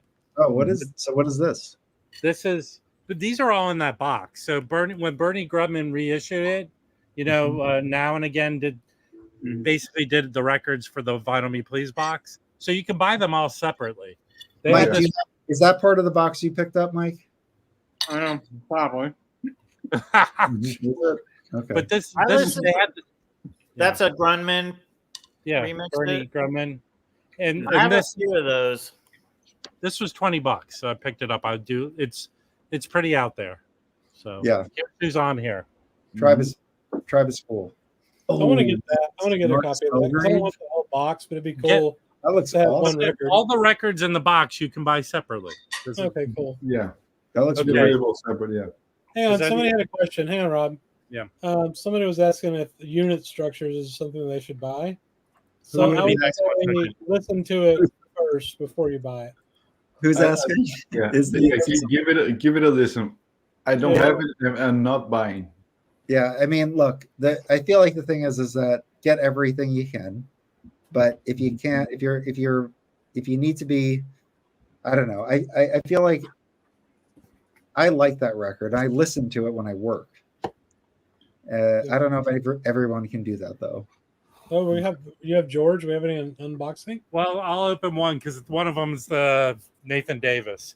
The other is a replacement for the Sonny Clark Tone Poet because it was warped. Does anyone know this one? I have it. Yeah. It's nice. 4100 even? Yeah. Nice. Yeah, I have this one. Wow. That's Look cool. at that. This is with Quentin Warren and Donald Bailey. You love Donald Bailey, right, Mike? I love Donald Bailey. I do, yeah. This is not a Van Gelder, so I think Donald Bailey is kind of a genius, actually. It's always funny to me that this is probably a Van Gelder, but it's not in the dead wax. Yeah. So I'm sorry, is that a Liberty or United Artist? It's a Blue Bee. Oh, okay. So United Artist. Yes, I showed it. Nicole, don't drive away our football, man. It's not real football. By the way, they have a great deal for the Football Network for like $15 a month. That's the one. Yeah, OJC of Lightning Hopkins. Isn't it OJC or OJB? OJB. Well, this is an OJC sticker on it. OBC? OBC, yes. OBC, okay, yeah. But it's a Bluesville. Yeah. But it's OJC. I found another. This is like a very minty mono copy of this. Nice. So That's I already have the both the stereo and the mono of this, so I picked this up to probably send forward on. Send to me. That's a This is pay very it. minty. That's a pay it forward record. Yeah, This man. record, I'm gonna sell it forward record. Yeah, of I course mean, you are. yeah, this record. Because Criss Oh, raved I about love this one. Oh my goodness, I this gotta is- get it. this isn't the record store day. This is the OG from when it come out in 91. No, 91, yeah. I was streaming this. This is good. I love this record, Rob. Yeah, it's Yeah. great. Did you get your copy yet, Felipe? Not yet. So, Rob, if you don't keep it, shoot me a message. Well, aren't we? You're sending me something so we can trade, or I don't know. We'll see. Yeah, we can do that. Speaking of shooting a message, I messaged the who's putting out the Pharaoh Sanders. Walkabout. Yeah, Okay, well, I pre-ordered through them. David Burns record label. I pre-ordered through them, and it's really expensive. And like Amazon has it for like $30. So trying to cancel my order. Well, Yeah, I ordered it through Bandcamp, and you get the Okay. streaming of it. I know, but the Amazon is very cheap. Can I cancel? I emailed them to ask if I could cancel. I'll let you know. How I'm gonna go to Bandcamp and see if I can cancel. It's that. like seriously, like a $20 difference. This is 2 live records. So That's it's a good one. Lighthouse concerts. no, this is a jazz workshop in San Francisco, and then Village Vanguard. But Nice. killer lineups. Come on, look. Oh yeah. Oh, wait, which ones is it? Jazz Workshop. I think I have both of those. Those are good records, man. Damn, look at that 59 lineup with Bobby Timmons. Yeah. Nice. Very There's cool. another. I'll show you another twofer that is too hard to get records. I'll show you that in a second. I'm gonna listen. I have the mono digital reissue that came out like That's the avant-garde. Yeah, okay. 17. But What is these, that? What is these are that? like this is 81 Yeah. when Atlantic did this series, Jazz Okay. Lore, Yep. and One of those. typically they're really good sound. I have some that are. Well, you know really what's cool about that is like half the album is Ornette's group. It's like Blackwell, Cherry, and what is it? Hayden. Sound like I think it's like half the record. It's cool. It's basically like which is also why the Dewey Redman Old and New Dreams is cool because it's the same group. So like you want to hear that rhythm section with like Don Cherry, John Coltrane, Ornette Coleman, fucking great. Look at that. Yeah. This is really good. I listened to this. Oh, cool. What's that on? Black Saint? No, so it's That's Black Saint. It's Black Saint, yeah. Same shit, whatever, man. No, it's not. If you flipped it over, there's a giant Black Saint logo. I know, but they're the same record company. ladies, calm down. Settle down. All right, But this there you go. this is I'm surprised this is a live concert, and I'm surprised how good they are together. Like they play well. So Can I bust it? I have a wait, hold on. Can I jump in? yes. Yeah. All right. I'm just doing it for entertainment. Are you talking about hot dog buns? Hold on. Am I You're big? gonna put a top loading hot dog bun. God. I Top, feel like you top loaded me. top loaders are bullshit. Okay. So I'm showing one record, but what I'm showing is the Fifth Power, Lester Bowie. This is on Black Saint. Okay. There's the backing of it. This is a cool record. I kind of love this record actually because, well, number one, so I got this from Japan. This is obviously Black Saint's an Italian pressing. This pressing was in Japan, and it was cheaper than getting, anywhere else, including the United States. So I got this. I highly recommend everybody get this. It's really good. I'll talk about the lineup in a second, but I bought it from, and you guys probably know this. You guys probably know these guys. It is. What the hell is it? Isn't it great that I don't talk this much about the records I show? No. It's a Japanese pressing. The reason why I mentioned it, so I forget who sent it, but the reason why I mentioned it is because they included a couple of the. Oh, here it is. This is. Do you guys know this? Do you have a bite mark from the guy who sent it to you? Mion, yes, they have in Japan, they You have know in them? Europe, they have a bunch So of they those. sent me a sticker. What Mion? There's Mion Tokyo, there's Mion Europe, sent there's you a bunch this? of Mions. Yeah. They threw in a Pokemon card. Did they send you a COVID test? And they threw in a 7-inch Star Wars theme. 7-inch. That's pretty awesome. That's pretty awesome, dude. So they threw all this in. So I opened it up. It was just so cool. So really highly recommend this. So This is why you wait. This is why you cock blocked me from showing my record. So Mike, but have you played the record yet? The reason why, Rob, is because it's Black Saint, and I know it's Black Saint. So Mike, have you played the That's record what yet? Black Saint looks like. Have you played the record yet? Yes, and what's really cool about it Have is you played Pokemon yet? no. So hold on. So the style is. I do recommend that every single person get this. Number one, this is 10 out of 10 in my opinion for Sonics and for music. The first side is pushing the edges. It does that, but it's cool. It's not like the first track is energetic. The second track is the opposite of energetic. It's like spacious. It's almost like Henry. No, it's like Henry Threadgill's like Air. Like it's got a lot of space going on. Mm-hmm. So, and then the third track picks it up again. And then when you flip it over, the first track is actually a soul funk song. And it sounds completely different than everything you've heard so far. And then it goes back to like an avant-garde track. And then there's another vocal track on this that's also just pulls you back. And I feel like the variety on this and style is so good. Highly recommend checking this out, Lester Bowie. And is there a good song on there to eat a hot dog to? Lineup is Arthur Blythe, Malachi Favors, Amina Myers, and Philip Wilson. It's on Black Saint, and I think this is one of the best. I've sampled a lot of Black Saint, and I want it so bad I bought it from fucking Japan. So it's good. It's really good. Go check it out. It's awesome. So that is my my little rant. All right. Rob, can you read this comment? Does anybody have this record? Mike is awful mouthy tonight for not liking jazz. All right, Lester Bowie. Does anybody have Lester Bowie? Everyone has Lester Bowie. It's like you discovered sand, and everyone has it. Everybody has a Bowie record for sure. That's bullshit. Hey, does anyone know?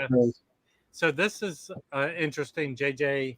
Johnson record, Pentacles. It's from 1980. Looks kind of cool there. Looks like Steven Seagal. Right. But look who's on here with him. That was his Steven Seagal phase. I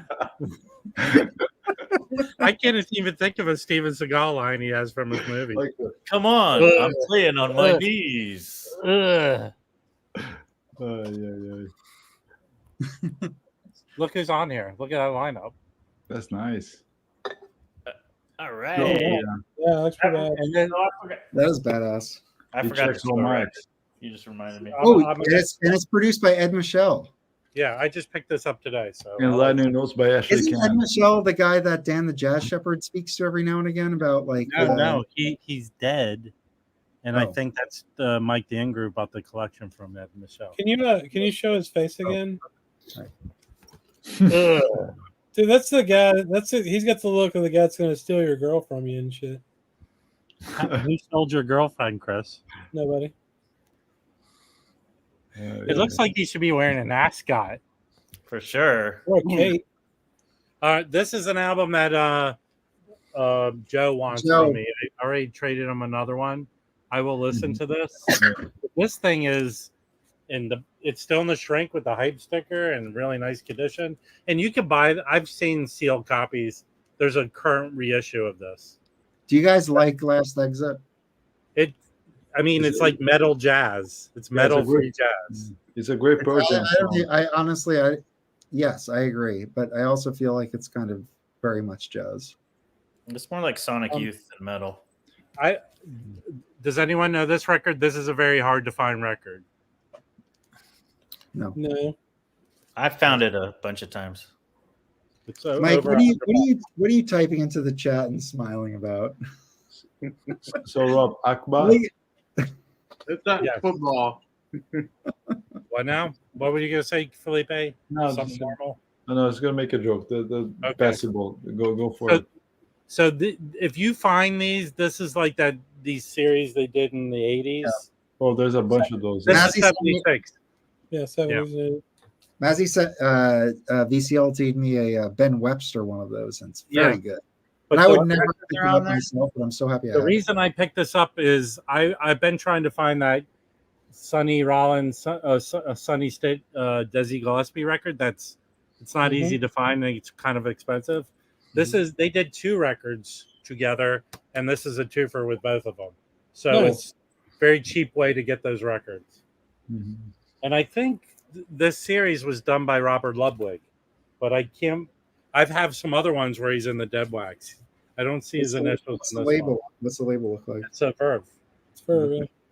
Mm-hmm. I have a pal, Bud Powell, and there's the record. There's a Bill Evans, Stan Getz one. So they're really good. If you find these, pick these up. These are good. How much did you get paid for that one? This was $8. It's still in the shrink. It looks like it was never paid. Yeah, that's fair. $8 is fair. But the regular records are very expensive. On Dizzy records. I never pick up Dizzy records. No, come on, the Dizzy on Pablo. There's some really good stuff.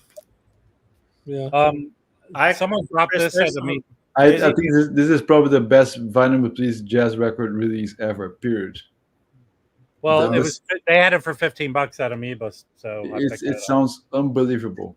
But the regular one sounds really good too. It was a well-recorded record. I mean, I wasn't expecting much from this record, Rob, and it blew me away. You have to get this because McCoy Tyner. What label is that on? It's on Milestone originally. Because if you throw Joe Henderson on it, you have the Blue Note. Would you stop living in your fantasy world? Real McCoy has that trio. Okay, let me finish talking about the record. McCoy was not a trio. So no, it's trio plus Joe Henderson. So it's not a trio; it's a quartet. Okay, that trio. He said if you had that trio plus Joe. Listen, if you had this trio plus Oscar Peterson, it'd be a different trio. So McCoy Tyner's first trio was on Impulse, and then his next trio record was this one. But he also has like a couple records where it's trios and different people, right? You know those? Yeah, but an actual trio is Trident, and then very early in '64 only. Yeah, but later in Milestone, he has. Yeah. Rob, what songs are on that? Rob, what songs? Let me talk about the record. Calm down and then hold your questions. So on here, McCoy Tyner plays harpsichord. Harpsichord? It's kind of interesting. He plays harpsichord. It's pretty good.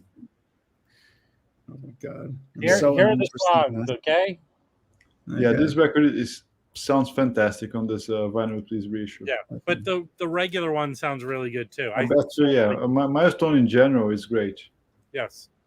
Does it feel like a McCoy Tyner led trio, or is it like more of a Elvin Jones? I mean, it's different. He's playing. He plays the harpsichord and something else than the piano, but it's very because Elvin Jones. It's got power to it. It's good. Yeah. This is awesome. This is a live record from the Maiden Voyage promo. He's on here with George Gables, David Williams, and Cole Burnett. Really good. Is that on Galaxy? Yeah, Galaxy. Yeah. Cool. Nice pickup. With a Concord inner, right? How much did you pay for that? Well, I ran out of sleeves. They just came in the mail, so I'm going to switch it out. How much did you pay for that, Rob? $10. I picked these guys. Got good deals on all these records. This is fantastic. Pharoah Sanders Live. Is that on? That's on Teresa. Yes. Yeah. And I'm going to switch it out with the Porter Brothers Under Sleeve. But I know that there's a Pure Pleasure with a double record, so with more stuff. Mm-hmm. But this and they had it for like $75. This was $17. Really cool. The cover's bad, but the record's in mid shape. This is outstanding. That's really cool. Yeah. Well, I've never seen that. Yeah, that's awesome. Mm-hmm. Yeah. John Hicks. Mike, stop making fun of us with whatever text chain you're in. No, John Chamberlain. Yeah. All right. I got a couple John Pat. I didn't have any of his records. He right now, I like him the best of a jazz organist. Okay. I feel like he's playing in this record. I read the reviews of this. Not great. This thing is killer. It's kind of like John Patton is playing bass with the organ. Yeah. And Harold Alexander is just killing it. What does he play? Saxophone. Yeah. Look at him. I mean, John Patton stuff is killer. It's like really we talked about it. What is this mid '90s Blue Note series that Wally Truggett did? Well, there's a couple different ones. There's the Connoisseur. There's the Top 10, and then there is another one I can't remember. This is the other one. Other one. Yeah. This sounds excellent. I highly recommend getting this record if you can find it. This is the next Stone Poet that's coming out. What is? The jump. I want to get that now because this is really good. This is really good. Also, I mean anything. I think I love this has Grant Green, Bobby Hutcherson. Look at that cover. This is Jeffrey. Awesome. This is not Scorpio. This is This is the Capitol pressing that Wally did from the mid '90s. There were like 3 different series they did. Yeah. So but I traded with Make Me Big. Yeah. Don't tell me what to do. Yeah. I think this one is about to come out as well. I have this one, Rob. Yeah. And I think this one. Yeah, but this I traded with Jim Record Collector News. Mm-hmm. This is an OG. Yeah. New York pressing. Yeah, exactly. That's the one I have. It's really good. This thing sounds amazing. It smokes. Yeah. This one here too. This one here, I think this one is on Classic Series, right? It's coming out. Maybe. No, I don't think so. Yeah. This is an OG as well. Those records are impressive. I'm glad that you're mentioning them. I like the way he plays organ. It's better than anybody. Yeah. So Big John Patton, what's his style? Is it like more? It's more like he's playing. It's like he's playing bass and kind of like he's not. It's not ballparky like Jimmy Smith. No, it's very bluesy and heavy. Yeah, it's bluesy, but he's playing the bass parts. I feel. That's most of those guys did that. That was a great cover. Listen, they play the bass with their feet. That's normal. Yeah. I know, but it's not like he's playing. I don't hear the organ. I hear the bassy parts. Yeah, so it's more like a style choice. I like this one better. This is really good. Cool. All right, I got more to show. Okay, you can yell at me. Well, hold on. Should we break it up? I mean, you're Bogart. It's not that much more. Just a few more. Then you can. It's like 27 more. No, there's not 27 more. This. So, cool. Anyone know this label? It feels like they're. Yes. Yeah, I think so. Okay, those are reissues. You show the label. I think they have I have a few of those. I have a Curtis Foley, Freddie Hubbard on this label. Yeah. I have a Herbie on this label. So this is basically that Pepper Adams Donald Byrd record. Mm-hmm. Yeah. And this is what's stupid that they do. They just retitle all the songs on it. Yeah. That's stupid. Herbie's Blues. Is that the first pressing though? But this sounds really good. This is those records are good, Rob. Yeah. And it's cheap. It's like you should be able to get this for under $10. Yeah, Felipe has told me to buy those records before. So buy those, and then real quick, here's the rest of them. Does anyone know this one? These are those Savoy that Van Gelder mastered. Yes, I have the I have one of those, and then I have the hard bop one. Yeah, I think it's Hank Mobley. Hank Mobley, thank you, Chris. Yeah. God damn. And then because of Bob Bradley, I picked up this. That's great. Nice. Benson City, anything is good. Yeah, that was cool. Yeah, I got that one. That one is good too. And then this one, and I'm trying to figure out if it's the 13-second extra drum break that he was talking about. Nice. And then I got both the Josh Stash and Josh records. I have the first one. It's good. Yeah. All right. That's it for now. Thank you. Cool. All right, let me do it. I forgot one. Yeah. So this is Luis Gasca. This is a really cool record. So Luis Gasca did like 4 records with Joe Henderson where they basically play together the whole record. And this is one of them. And it also has, maybe you guys know this guy. I don't. Hadley Kalaman on flute. Nope. I don't know. Somebody about a couple of years ago did a YouTube video on him.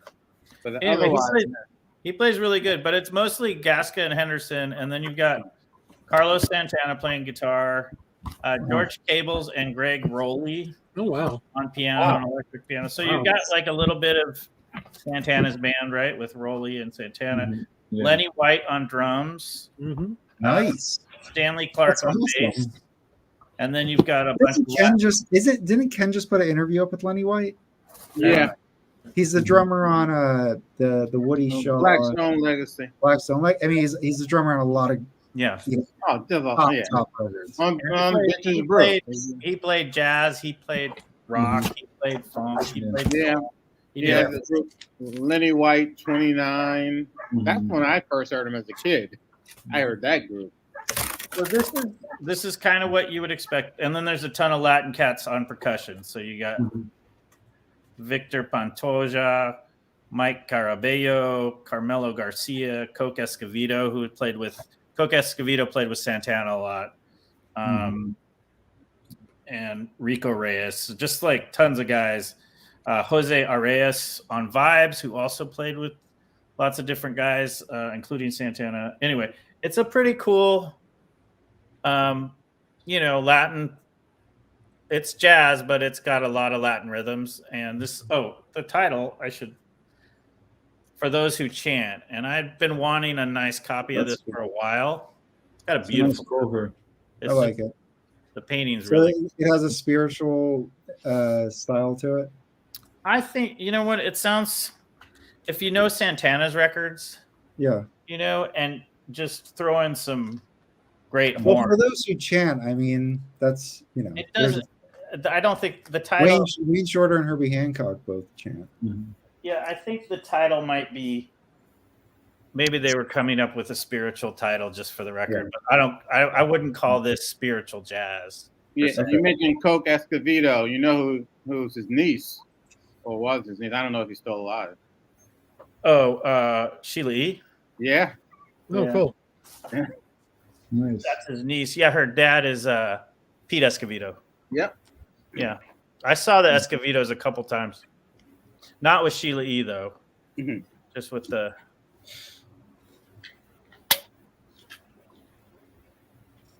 All right, Criss, can you show a record? I can do whatever I want, man. Yeah. I mean, I have records to show. Do you have records to show? Can I show one thing? It's not a record, but yes. This is going to be issued in September. But I don't want that bad. I donated to their Kickstarter. Yeah. So I got my book this week, and it's really great. The photographs are great. I'll show some of them in here. But hey, Mike, does it talk about, like, do those jazz joints, do they have food? Or is it do they have beer, or do they have like it's beer, whiskey, the one, like when I was in Japan. Brandon is Japanese. It's going to be about booze. Look at that. Look at that big sign. Look at that. It says John Coltrane in Japan. Yeah. They had great stereo equipment. got, I mean, it sounds like I wish I'd like to go open one. It's just I would love to. Yeah, I would love to open one. I was 20, 21 years old when I was over there, and that's when I basically started listening to jazz. So it was really an experience. But these are still, are these, how many of these are still around, or is it? They're dying, they're dying out. Now, Mike, when you look at that last picture you just showed us, is your assumption that most of those behind him are Japanese pressings, or a mix of, it could be U.S. pressings? I would assume more Japanese, but I'm sure there are U.S. pressings, But how would you know that, Mike? Well, I'm just asking because Mike's been there. Well, I mean, that was 20 freaking from a foreigner perspective, they could just buy whatever's in their countries. They don't import records. Yeah, but a lot of the originals. I love that one. Yeah. And then there's one more. There's one more photo. I can't find. Yeah. I mean, especially from back in the day, you don't be thinking about pressing or importing. Just buy whatever you find. There's Criss at the bar from. That looks like me. Yeah, it looks like me. It's Felipe sleeping last week. And that's cool. That's really cool. cool. These guys have a podcast that's pretty good too. So did Philip Arneal? Did he just collect all those photos? Yeah, it's he's the main photographer, and the other guy I think now is back in Europe. But their podcast is really good. I've been listening to it for about 2 years, I guess. What's their podcast called? Because I know about Jazz Joints. Tokyo Jazz Joints. Okay.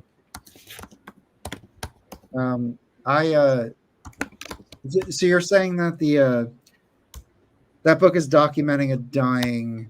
Yeah. Oh yeah. Because it's like every place. It's like like if they had these in New York or something. Real estate. Real estate's really expensive in Tokyo. Unfortunately, the owners are dying out. There's no one, dying off. There's, no one in the family to take over, and no one that's really gonna. So Mike, Notes and Tones, and the Jazz Bums have a big announcement. We're taking over the Village Vanguard. Yeah. Okay. Well, they have family that's running that, right? Because that's inexpensive real estate.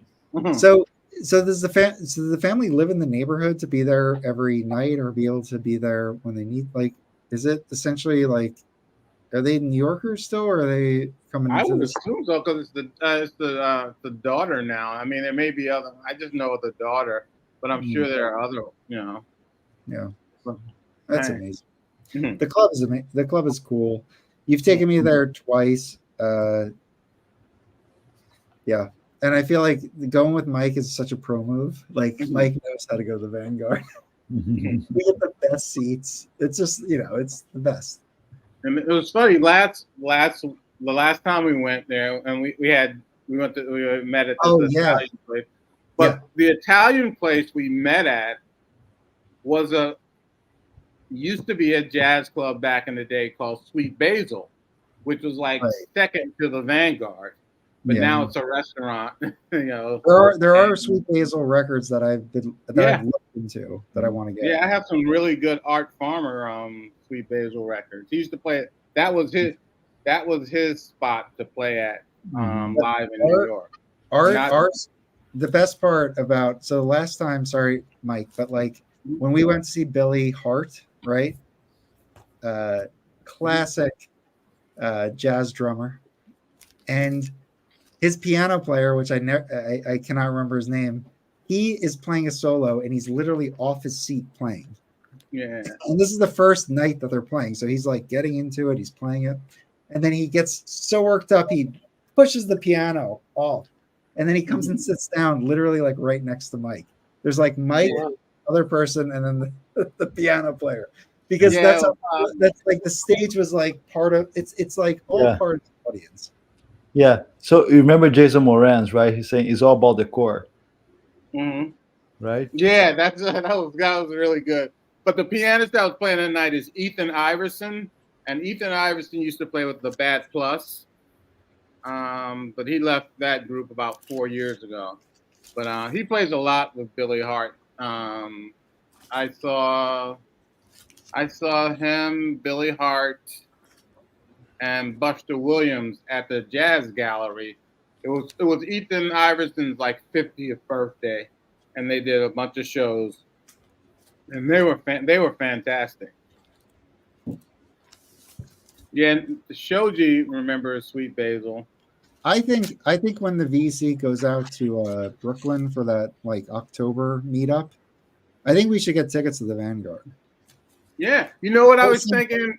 I know this sounds corny and people will laugh, but we should all like get together and take a photograph like the Great Day in Harlem. All of VC people. Oh my god!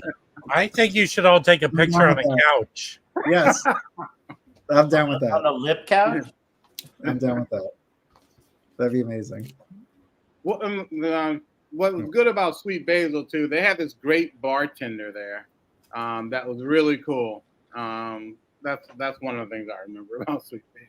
Yeah, I was looking at. I can't remember who the musician was, but it was a Sweet Basil concert, and I do like to get live. I appreciate live sets. I've always loved live sets. I know some soft lighting. What the fuck is going on with this stupid fucking thing? Wipe that Vaseline off there. Inappropriate. Oh, we're good. What was I going to say? I forget what I was talking about. But anyway, the Vanguard. The Vanguard's cool. Everybody should go there. It's so awesome and easy, and just the musicianship, like, I don't know. It's just incredible to hear them in front of you. It sounds like nothing else. And I feel like now, like, I try to look at hindsight. Mike's like, when they say like the musicians are in the room, it's like, go to a live concert and tell me that's what it sounds like. It just does. Like, yes, it sounds very good. It sounds like maybe it does sound like they're in the room, but when you're actually in the room with them, it's totally different. Yeah, totally different thing. So it is cool. Like the Vanguard is just awesome. It really is. Both times I went, I was like in awe. It's just incredible. It's great. I was thinking about going this week, but I'm not. Bill Frisell is playing there this week. He's actually playing next week too. So, so Bill Frisell is a guitar player, right? Yeah. God damn it, Mike. Yeah. I don't know. I got solo, no, road, do. I got another Third Man record. You want to see it? I didn't show the other one actually. Oh yeah, I did. Yeah. What did you get? The Donald Byrd.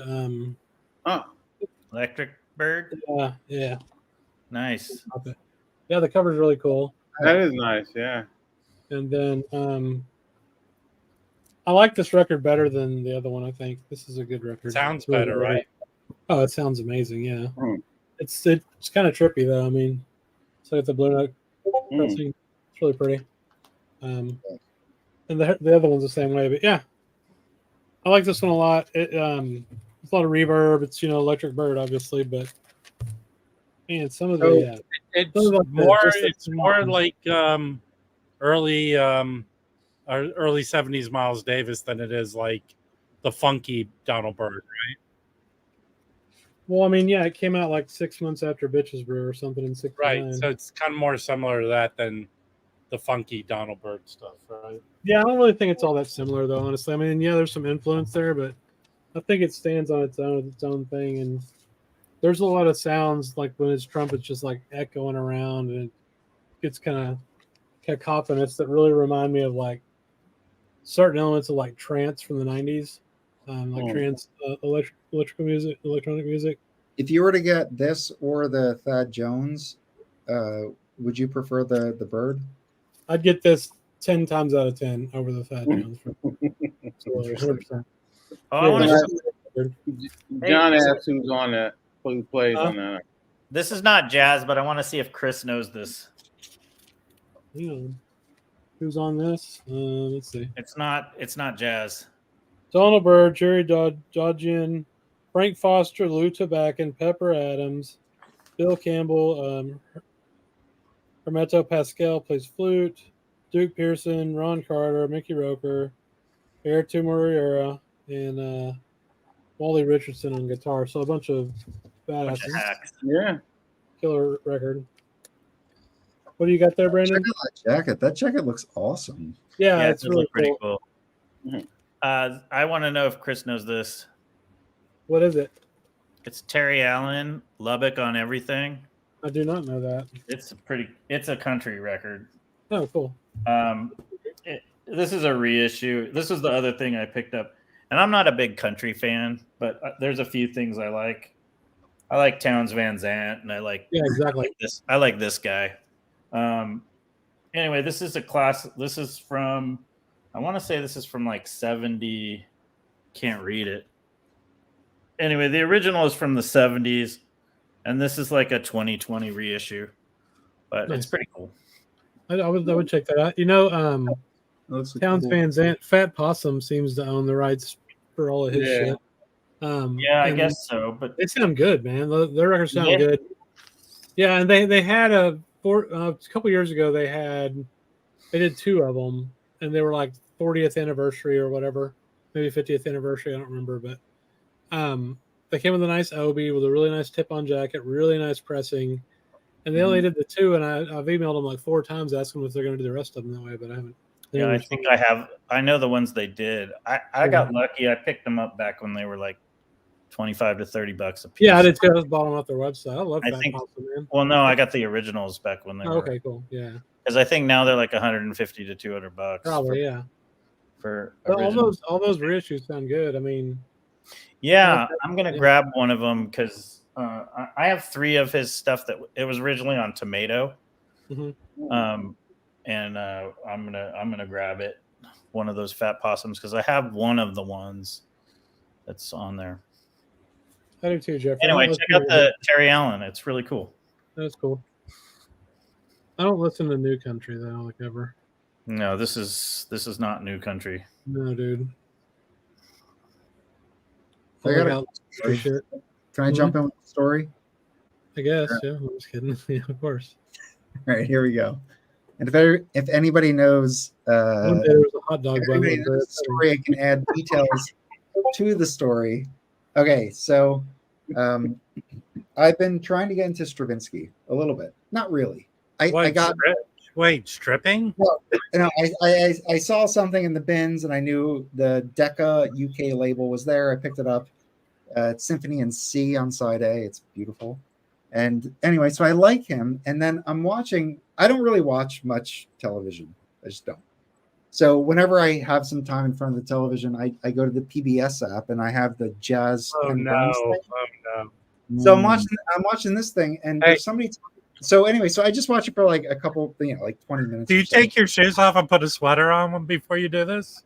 Listen, so I put it on, and there is a musician that is being interviewed, and he's talking about Charlie Parker, and he goes, Charlie Parker was a genius. You could talk to him about astrophysics, and he'd be able to answer. And then he keeps going on, and he's like, do you know who he loved was Stravinsky? And he loved Rite of Spring, but he said it in like the whatever, like the Russian or the French or whatever, the French. And I honestly, I was like, let me write this down. I'm writing it down. I had to like listen to it like 4 times, and then it came up as Rite of Spring. So I'm like, okay, great. So I get it. So anyway, so I started Le Sacre du Printemps, right? Exactly. Yes. Mm-hmm. Yeah. So that's what this jazz musician was saying. He's like, he loves this Stravinsky. Thinks he's a genius, and then he's talking about how Charlie Parker's a genius, and then so I start Googling. I don't know why. I just start Googling Stravinsky and Charlie Parker, and there's a great story where Charlie Parker's performing and Stravinsky goes to see him, and I'm going to make shortcuts in the story, I'm sure, but essentially somebody tells Parker that Stravinsky's in the audience, and Parker plays Coco, and instead of his solo, he solos a solo that's in Rite of Spring, like without practicing with the group. And Stravinsky apparently like is blown away. So anyway, so I'm like, I gotta get Rite of Spring. I need to hear what this shit sounds like. So I messaged our very good friend Michael Potry on Plastic. I said, I want to get Rite of Spring. What's a good portable pressing? Which record did you buy? This is a 72 Sir George Solti. And this is with the San Francisco Orchestra, I believe. Chicago. Yeah. Chicago. And it's on London. It's it was not very expensive, and it's beautiful press on London, which is London Decca or whatever. But anyway, so I got this, and I need to spend more time with it, but that's why I got this, because Charlie Parker thinks this guy is a genius, and I feel like that's worthy of me giving some attention to. So I got that. So everyone else should get it too.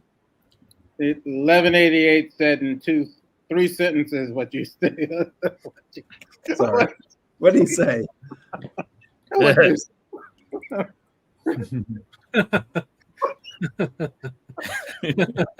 All right, whatever. All right.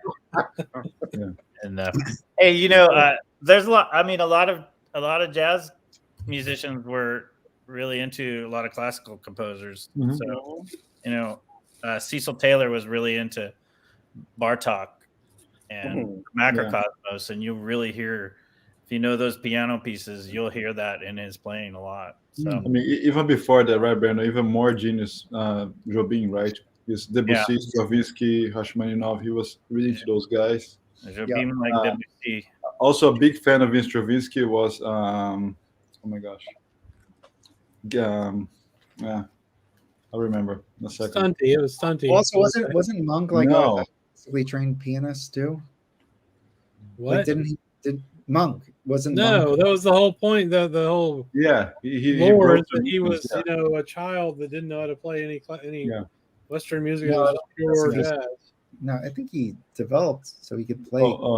Classical. Sorry, I meant Henry Treadgill, who was a big fan of Stravinsky as well.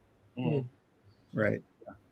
In that Fresh Air thing, interview, Jason Moran talks about how he was, he was as a young kid, he was studying classical music, and he was all in the Suzuki method, and then he heard Monk, and it just totally changed everything for him, because he said, there's no, it's just totally different from the, the method that he was being taught.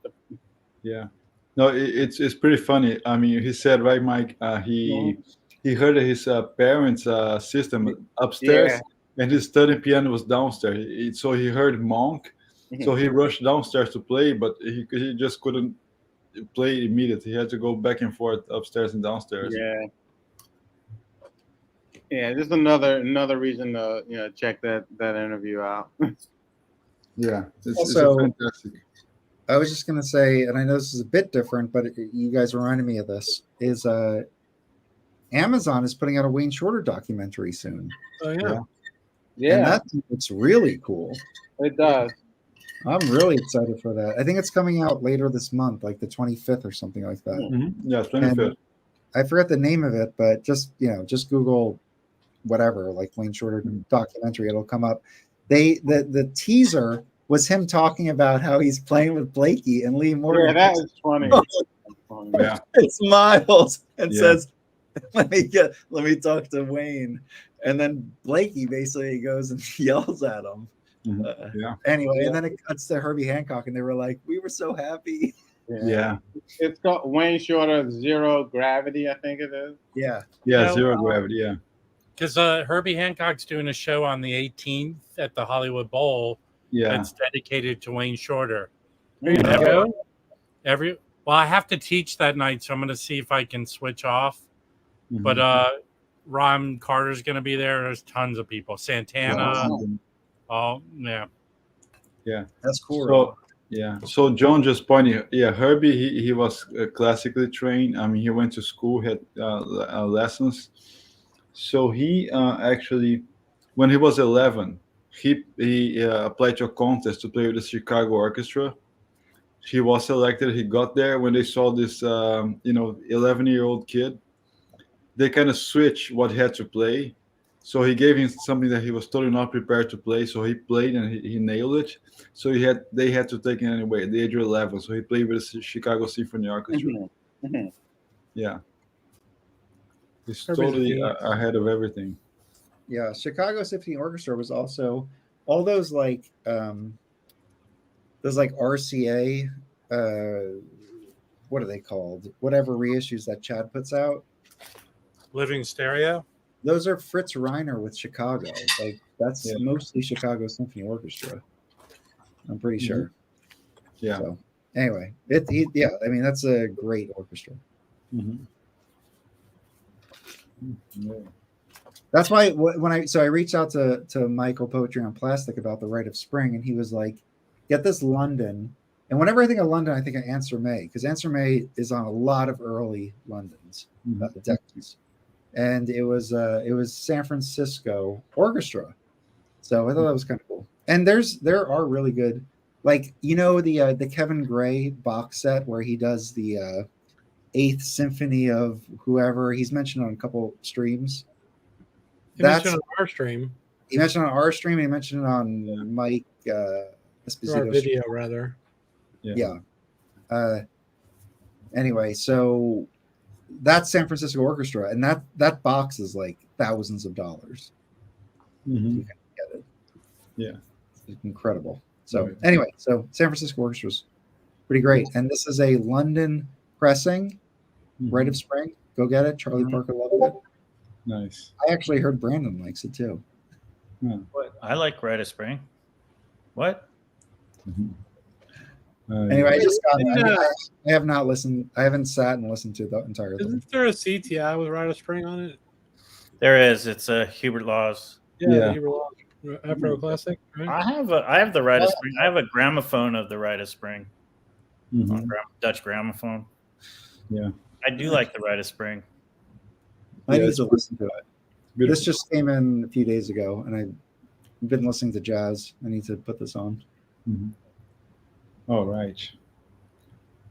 Okay, I have some stuff here. Can I get some stuff out of the way first? Let's do so it. I got 4 records together this week because they were like just got in pricing it, so I had to get them at Radioactive in Fort Lauderdale. So 4 Rycos, for the ones that know, you guys know what Rycos are, right? Coke bottle records. So the best analog cuts you can get. Yeah, I was lucky enough to get them. No, that was nice. Yeah, and this one too. They sound amazing. Brandon knows about them. And Bowie redid those personally. It's pretty good find. And this was my today's $40 find. I won't even explain much. You guys know what it is, right? Yeah. Is it Led Zeppelin 2? A special pressing? No, that's the Ludwig. Yeah. So I mean, last week I wasn't here, so some records that I got last week and this week, I really love this one. It sucks you into the music, makes it like float along, and it's so beautiful, so beautiful. Whoever doesn't have this record should get one. Floating Points, beautiful music by ambient kind of by this DJ. His project with Pharoah Sanders and the London Symphony Orchestra. It's a beautiful, beautiful recording. Nice music. I like it. Now, just one thing about that, the artwork on there. Yeah. You want me to open, Mike? Yeah. So the record is gorgeous itself. And the artwork. There are lots of different versions of that record. Yes, Rob, you're correct. So you open it. This panel is again, Felipe? Yeah. Now, tell me, Felipe, is that they took Pharoah Sanders' music and no, he played along. Was his last recording?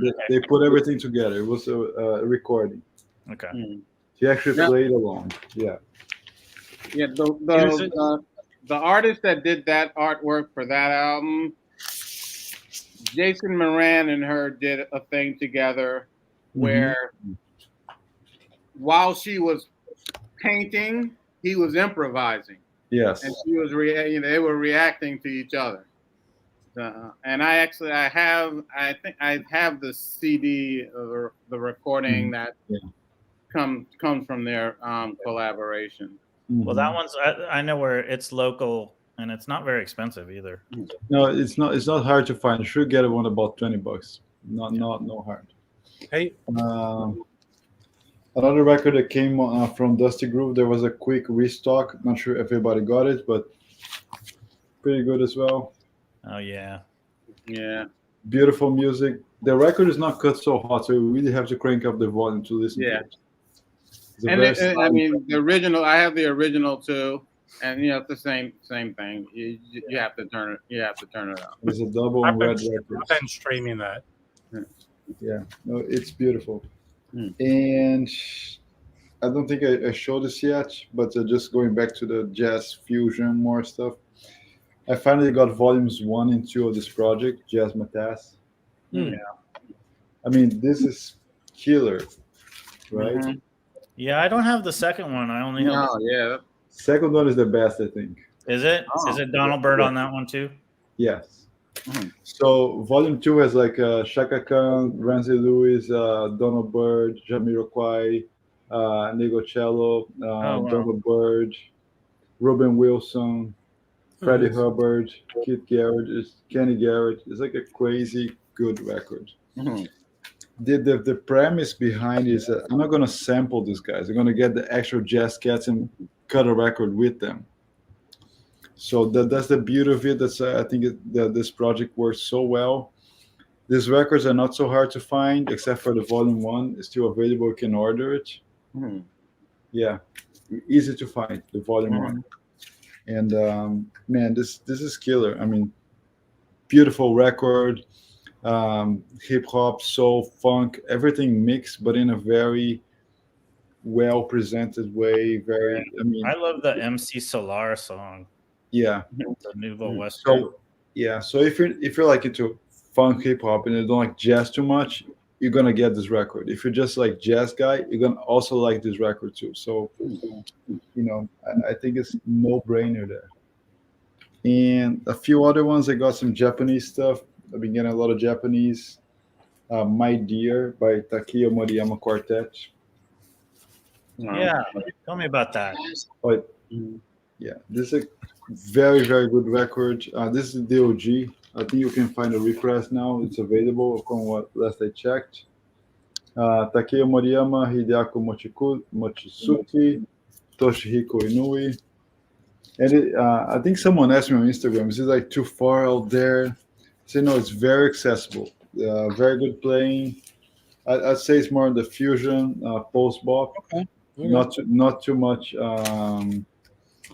his spirituals. No, it's more like it's really, really up there. It's really fast-paced, intense record. I think the cover shows it's really good. I highly recommend. I think I showed this one last week. I can't remember, but Mike also has it. Approach. Have I showed this one? Yeah, I want that. It's on the J Jazz BBE series. Also terrific. That's a double 45, right? Yes, 45. Yeah. My first side I played by mistake on 33, and it sounded good anyways. It's so good. It sounds good on any speed. Right? Yeah. Some records it happens, right? Let me see what else I got. Just a little bit genre of EDM that just takes certain records and slows them down and plays them. Yeah, just a little bit jazz, but not so much. But this one is really good too. Revise Quest for the Seasonable Traveler. Tribe Called Quest is a British release. This is killer as well. Really, really good. Double on Jive. Recommend. I really dig these records this week. This is an OG I got from my teenage years. I always wanted this record.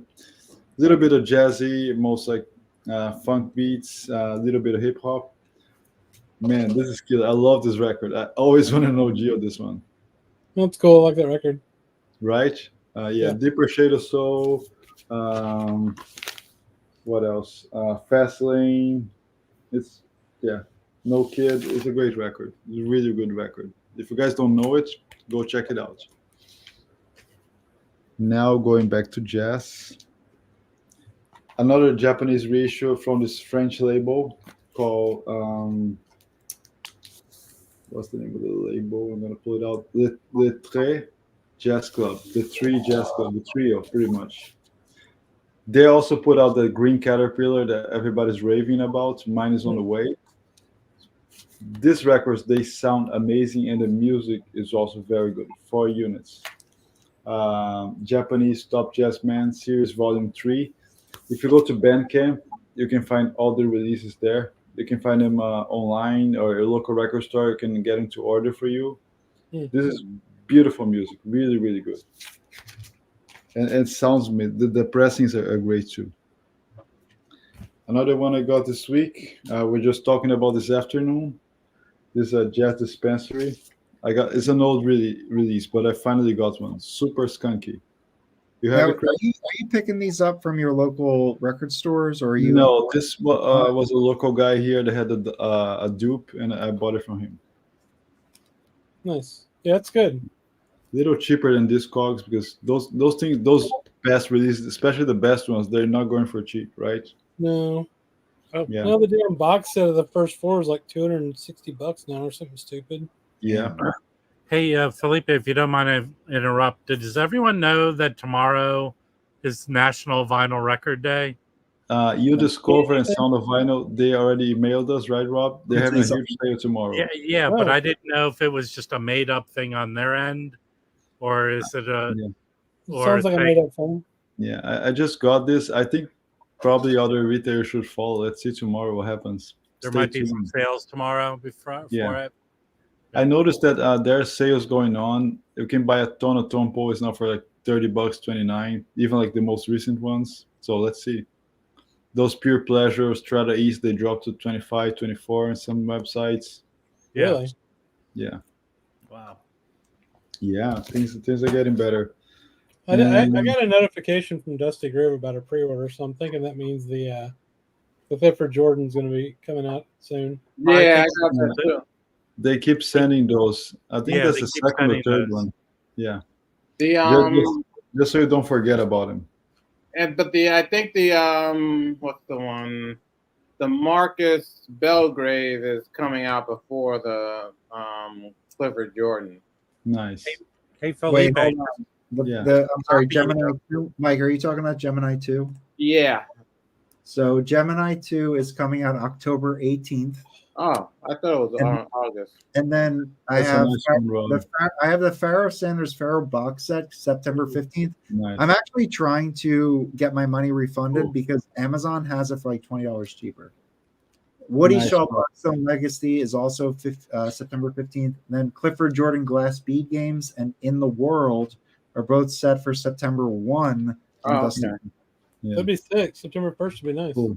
And then I'm waiting for my Nathan Davis, which Mike said sucks. Yeah. Bro. So, Rob, is that a Reissue as well, Rob? Which one? The Bowie, is that a Reissue as well? The OG? This is a 1980 pressing on 1980. RCA. Those are usually good, yeah. I have the Ziggy Stardust of this same similar. It's good. They're good. But here, Mike. Yeah. And you know what's cool about this one, Mike? Is that a gatefold or no? Yeah, I have it and you don't have it yet. That's what's cool about it. Yeah, I know, but I have part of it on a good MPS. Do you want to see what's inside the gatefold? Or yeah, Mike show it? I wanted a B, and Mike said it was essentially like a 3 out of 10. So Mike took all the Chris's gummies because I showed this like 2 hours ago. Yes. I took a whole gummy, yes. Mike said we're better off. But when they about a year or two ago, when they came out with all these MPS re-releases like that Joe Henderson, bunch of Oscar Peterson. Yeah. There was a Larry Corey. Those were all a Joe So Pass. there's a bunch of those MPS on sale many websites now, as of now. All right, let's Here's see. an important post. Here's an important post real quick. Yeah. What's Thanks that? to this for us score the new Gil Evans tempo for only $21. What a deal! You sounds like you're mumbling, Chris. Shut up. Did you hear that? Yes. Wow. Nice. Yeah. Nice. Yeah, and there's a little insert. Rob, pull out the insert. Yeah, there's an insert. Yeah. Didn't we just see this? You didn't Wow, see the it's like, insert. it's Rob. like We can deja never vu see all it over enough. again. Oh, nice. It only goes to show. It only goes to show that you Oh, guys yeah, never. we all have those. I love those MPS reissues, man. They're great. Yeah, I mean the ERC Doors had a picture of the tape. That doesn't mean much, right? Boom. No, pictures of tapes. Nice. That's important. And then it says that the stickers on there that says AAA too. Yeah. But they did it with their all the other ones that came out. Those were good. Yeah. No, I think all their work is really good. Yeah. And if anyone doesn't have the Jim Hall that they did, Yeah. I think. But I've been looking up. They didn't really do a lot of albums, did they? They did a lot of George Duke. The George Duke box is supposed to be good too, right? Yeah. They got a bunch of shit. I mean, I've probably got the Oscar Peterson. Yeah, oh yeah. Mm-hmm. Do you have that? I got that box set that they did. Do any of you guys have that Jim Hall quartet that came out on Milestone? I think in like 70. No. Interested to hear if anybody had that, because I saw a copy the other day and it looked pretty interesting, but I didn't recognize the people on it. But it was like a early to mid 70s Jim Hall on Milestone, blue cover. The MPS reissue, Jim Hall has a creepy cover on it. It's the one where he's like at a park, amusement park or something. He's trying to give a little girl a hot dog or something. Yeah. Is it a top loader hot dog or a regular one? Yeah. Okay, so I bought this after Mike's advice, and I really like this record. Mike, Which Mike? Okay, that's more important. Which one do you think? Yeah. I know. Oh, that's harsh. I was worried about it when you said you bought it. I was like, "Is you gonna like this?" Oh, Walt the Dickerson. Shades of Love, Walt Dickerson solo. When did that come out? 80s, right? It's a digital recording. Yeah. How cool! But it's direct to disc. Yes. Yeah. The date here. It's just him on the vibes, huh? Yeah. Mm-hmm. Yep. That sounds pretty cool to me. Yeah, and here it says direct cutting limited edition. This album has been recorded without any use of limiters. No limitations. It sounds good. It's a beautiful, beautiful music. I love Walt Dickerson. I think he's amazing. Yeah. And now just I still have a few. This guy I bought today by my store's recommendation. I recommend to you guys. It's a French band, Florian Pellissier Quintet. Is it jazz? Yes, French jazz, very good. This is a 2015. This is their first record, 2015. They have more. You can find on Bandcamp. And this is called Biches Bleu, which means blue deers, of course, right? But what does Florian play? What's the leader? What's his instrument? Yeah, he plays piano. Okay. Yeah, it's a full French band. It's really good. More like spiritual a little bit, more contemporary. I love the cover. Yeah, really cool. Yeah, I know. It's on Apple Music. I'm gonna listen to it this weekend. Yeah. I think they have like 3 records. I believe so. That's the first one. Really, really good stuff. Killer. And now let's see. Have 2 records from last week. I shared. Did you share a Walt Dickerson record? I thought I heard something about Walt Dickerson. Yes. That's typical. I feel like I tried to get into him, but he's only in trios and like piano quartets. No, this is a solo. Or solo, yeah. So and he does a lot of stuff. Richard Davis too. I have some Richard Davis with him too. Yeah. So lastly, speaking of Richard Davis, I have 2 Richard Davis records which I posted on Instagram. They are on Muse. First one is actually on Cobblestone, about the OG on Cobblestone. Philosophy of the spiritual. Cool. Very cool. Yeah, with Chick Corea, Sam Brown, Billy Lee, Sonny Brown, and Frankie Dunlap. Do you guys know who Billy Lee is? Bill Lee is? No. Yeah, it's Spike Lee's dad, Yeah, right? Spike Lee's dad. Yes, exactly. Oh, I have that one. Yeah, he That's died. the the other He cover. passed away not too long ago. Yeah, I have the muse of that. Yeah, it's a really nice one on Cobblestone, Richard Davis. And lastly, this came from. That record, I think. Sorry, are you showing Epistrophe? Did the Bill? Can you go back to that one, Felipe? Did Billy write some of the tunes on there? yeah, this one. Yeah. Can you look at the tunes and see who wrote them? So Chick Corea, Sam Brown, Bill Lee, Sonny Brown, and Frankie Dunlap. No, but I mean, who wrote the songs that are on it? Oh, let me pull here for you, please. I thought Billy did a tune or two on that one. Maybe not though. He They don't put the authors next to the songs. I have to check. Okay, never mind then. on Glass Beat Games. Mm-hmm. Billy wrote some of the tunes on that. Oh yeah, Yeah. okay, that's right. Well, Roberto, buy some other stuff. I'll send you free records. Yeah. And lastly, this is a live recording. This came on Muse. Epistrophe and Now's the Time. 2 songs, Epistrophe on side 1 and Now's the Time on side 2. That's a live album, and it's really good. Yes. It's very free jazzy. Yeah. I got this record after I got the Billy Harper live on Black Jazz that we were talking about a few weeks ago, and I didn't know much about. So this guy that runs the store there, he's like an encyclopedia, and said, "Man, get anything with Joe Bonner on piano because you're gonna like it." Then I started searching some of his records, and this one, by coincidence, was a Richard Davis record, and I wanted to get this one. That's not a cheap record, too. This was $20.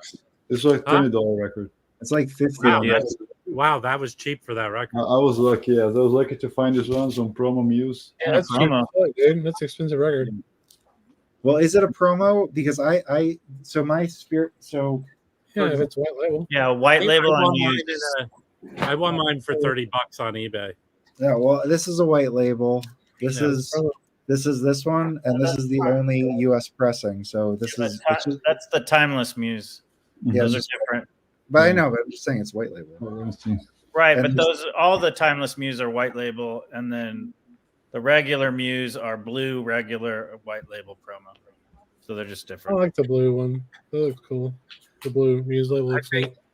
I think Sean's pulling people's legs. I didn't send unit structures. Hey, one quick thing I want to show people. Oh. Okay.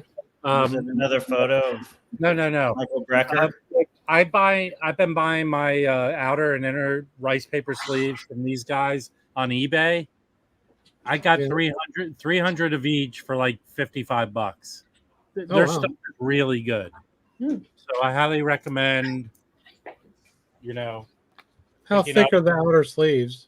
The outer sleeves, they're 5 milligram, but they feel thicker than that. And they're just slightly a little big. Here's what's cool about them. Look, they see how they're just a little bigger. Oh, okay. Even like that. You got 300 of both. $55 each, so like 100 and something off of eBay. Go to eBay because they sell them in different sizes. Like they come in 50 packs, but they'll sell them like at 100, 2, 3, 4, 5. But their stuff's good. And these outer sleeves are just killer. Look how nice and clear they are, and they have those extra buffer. I just do a pocket. Can you put a tone poet in one and see if it fits? Yeah. I just got a tone poet in the mail. Here. Which one? A replacement because mine was warped. So let me take it out of the thing. Do you save the bag inside of the record? Yeah, I put because it has the sticker. Yeah. This is what heat and Let me pull out the sleeve. Let's hear the crack. No crack for you. Can you open it up so we can hear the sleeve crackle? The top loading crap. Let me see if there's. They didn't even put it in a. They put it in a big giant box. Yeah, No, of course. no other. Do they have pockets? No, There's no no pockets. crackle.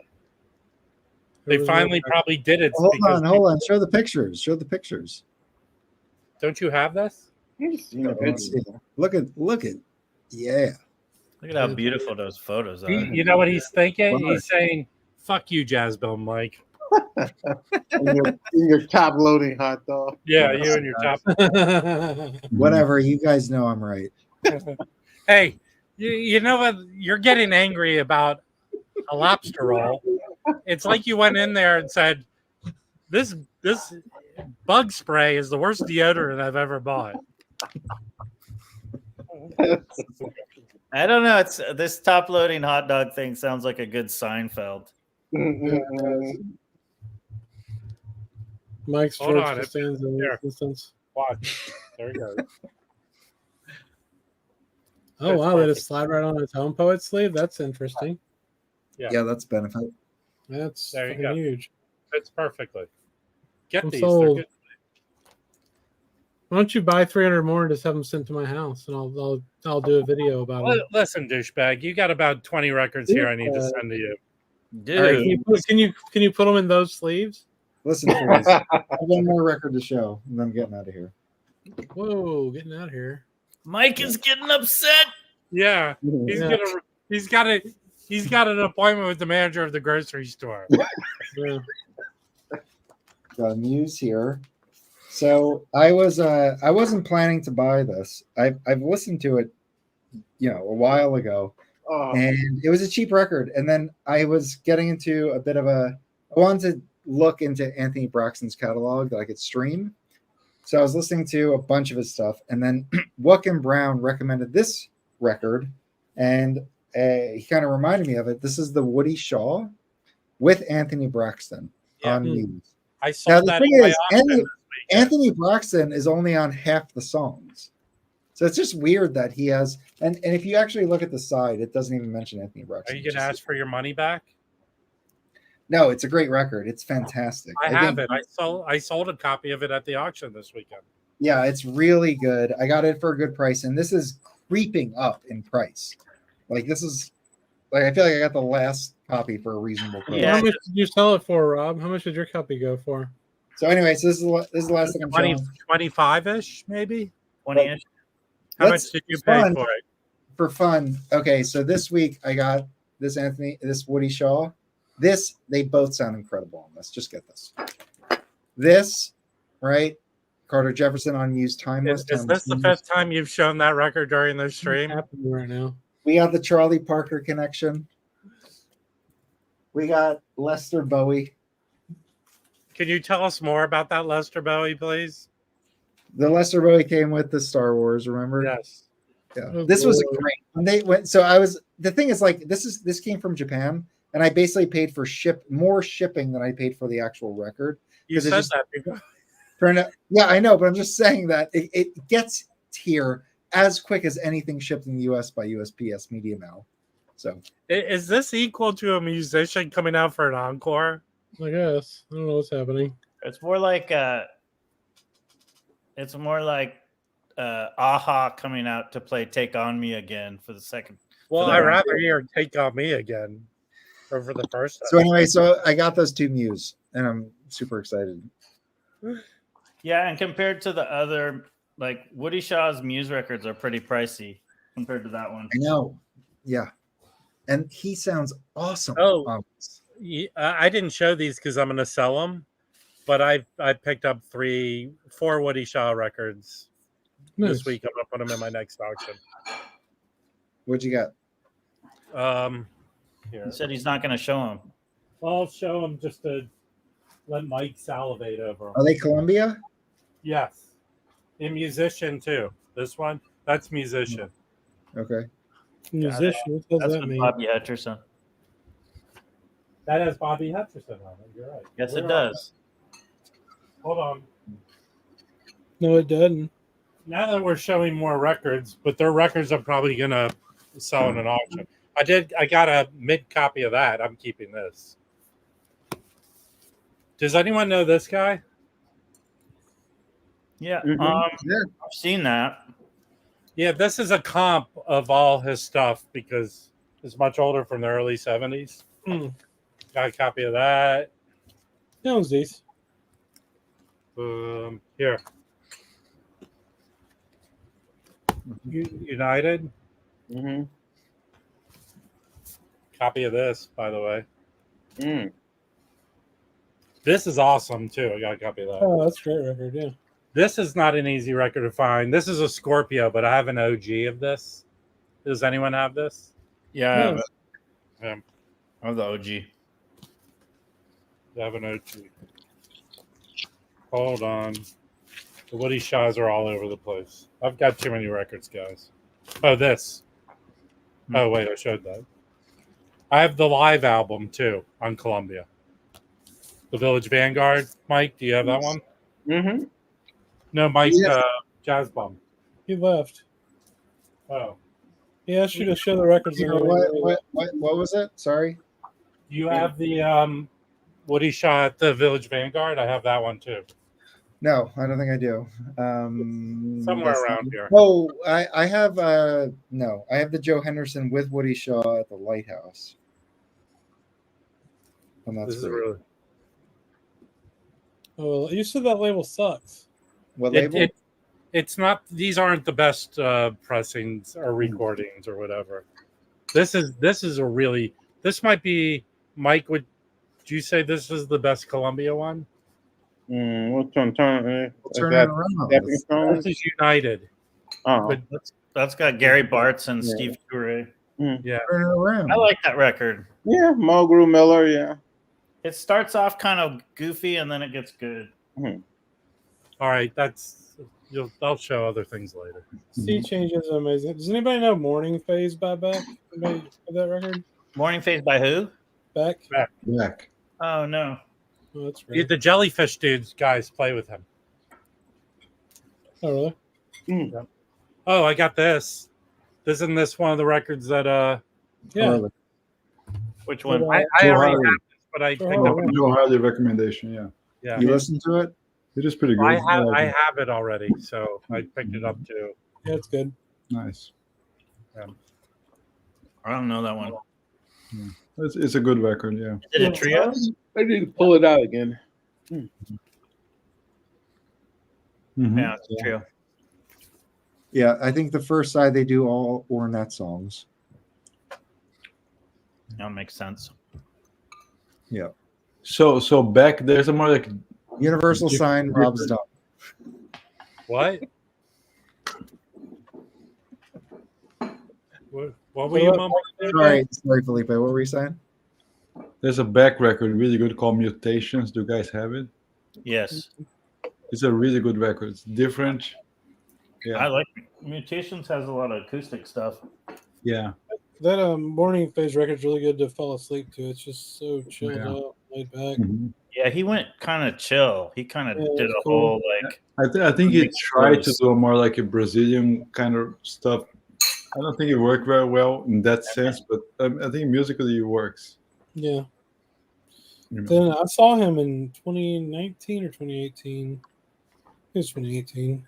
Mhm. He opened up for Fleetwood Mac at the Salesforce conference. It was awesome. That's cool. So I was going to ask about it. I think someone asked in the gallery, how do you guys like the Jaco Pastorius record being released by Ryan? Oh, so what is that? Can you talk about it on the Rhino thing? What are they releasing? Yeah, which it's record not a is hard it? record to find. Which one is it? Word of mouth. I just found a promo copy of it. Which one? What's the cover look like? Which one is that? It's a picture. Is it the live one? No, Mm-mm. it's like a building something there. Here, I don't. It's buried somewhere around here. My promo. Can you pull it out, Mike? On the screen? No, talk about Michael Bombs. Yeah. Yeah, I guess I mean I could pull up the Wikipedia page. I could just so it was What's the recorded. Rhino website? Go to the Rhino website. Yeah. So yeah. All right. Well, the word of mouth Jacko is 81, recorded 80 and 81, released in 81, and it's Warner Brothers. Yeah. It's the orchestra one. That sounds. Yeah. It's a good album, but his best album is the Columbia one. Yeah. With black and white with his face. Yeah, that one is crazy good. Yeah. That one needs to be reissued. Bad. I like the one on Epic. Just Jocko. That one's really good too. That's the one. It's on Epic. Yeah. Mm-hmm. Yeah. Not Columbia. It's on Epic. Yeah, it's on Epic. Yeah, Rob. Yeah, just wrapping up on. I'm sorry, it's not part of CBS. It has. Yeah. What happened to it?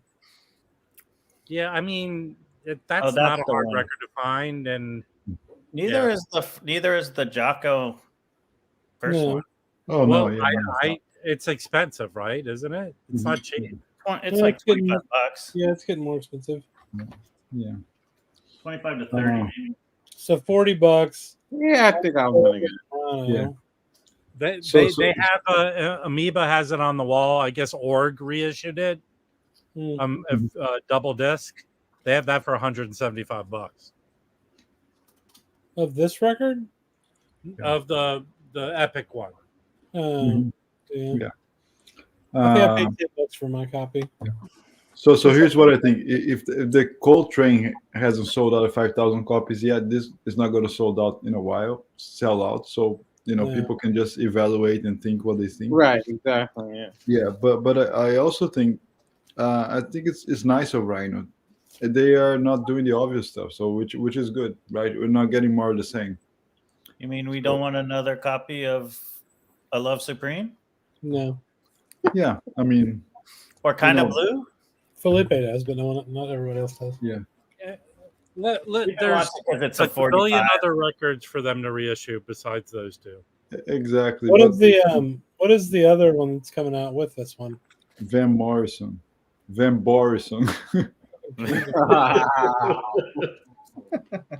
a creep. Yeah.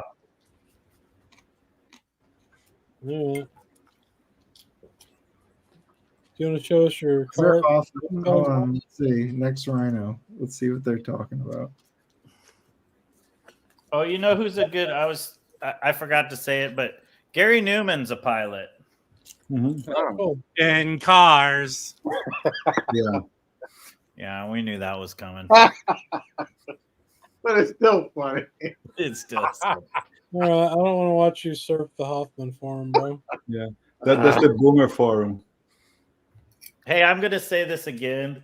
I really love this album, so I'm gonna show it. I haven't shown it in a while.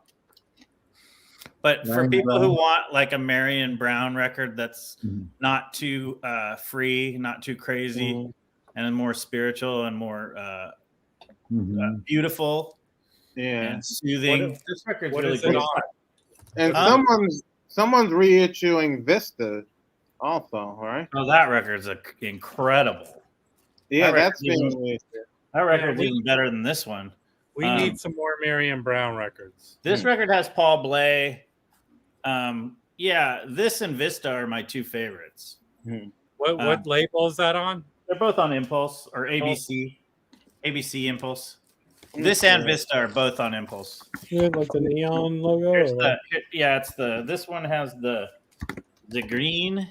Okay, yeah. The green Impulse, the green rainbow. The bullseye, yeah. These are good. These are good. Here they are. And I think Vista. I don't know where Vista is. It's in this file somewhere. I think it has the same label. It might have the black ABC Impulse. Yeah. Because I think it's a little later. Yeah. Vista is supposed to be coming out released September 15th. I mean, Vista has. Okay, can we talk Vista about has something? Cecil McBee, and I think it might have Stanley Cowell. So there's a mystery here for me, and I heard someone talk about it. There's also Archie Shepp Attica Blues coming out, and it's not Verve by request, but it's on you Discover that it's coming out in September. Just one of those impulse. Yeah. Impulse Division, I or guess, whatever. Or the impulse. What's the? Because they did a Pharaoh Sanders, and they've been putting out some impulse titles, and people say they're sort of as good as classic, maybe not. Well, classics are great, so I mean, but these are mystery. Yeah, who's putting them out and how they're putting them out. Yeah, Amazon doesn't give any info. So Verve by Request is putting out a Herbie 2 LP. Does anybody know anything about that record? Yeah, that's a later. That's a later one. Yeah, and the Wayne Footprints. That was supposed to be that came out today, I think. The Wayne, right? I don't know. I think because I had it pre-ordered, then I canceled it because I was like, I'll get it, like I'll get it soon because it was like what 50 or I don't know something like that. So Verve by Request. Yeah. Let me see. Hold on. Let me see. Is it 2 LP? Wayne Shorter Footprint. Damn, there's a Sun Ra coming out in a few weeks too on Verve by Request. Yes. This is the play. Is that any good? I haven't heard that record. Yeah. Which one is it? Space is the Place. Oh yeah, that one's pretty cool. Yeah, the Wayne Shorter Verve by Request that came out today was Footprints Live. It's $55, man. Yeah, exactly. Is it a double? Yeah, it's a double. Yep. Mm-hmm. It's what it's his band with Brian Blade, Danilo Perez, and John Patitucci. And I'm gonna pick it up. I just decided not to pick it up today. That's all. 55 is a little much for a Verve by Request for me. I don't know. I guess it's fair. I don't know. So, did anybody get that Yusuf Lateef that come out in July? Yeah. I have an OG of it. It's a great record.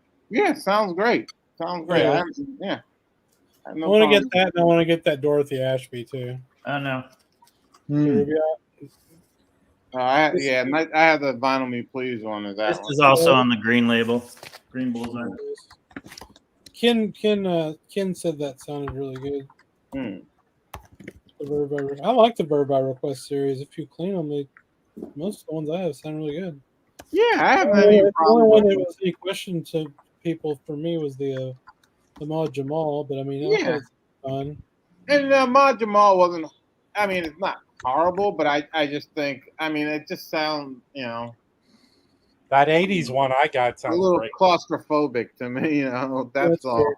Fair. That's fair. Yeah. But I mean, it wasn't like a noisy vinyl or anything like that. I think it's most like the mastering, right? Right. That was my issue with it. Because I only have one title. I'm not going to say much, but the other Skull Train sounds amazing. Which one? Ta? Yeah, the first title that came out. Yeah, and yeah, that's great. Yeah. What about the Roy Brooks? You don't have that one, Felipe? I have that. It doesn't sound as good as the others. Maybe it was the recording itself, whatever they did there. I want the Roy Brooks 2 record RSD that came out 3 years ago. Oh yeah. I bought a copy of that from Canada for like $90. Something like that. It was kind of expensive. All right, fellas, I'm gonna take off and listen to some records before I crash. All right, see you, buddy. See you, Mike.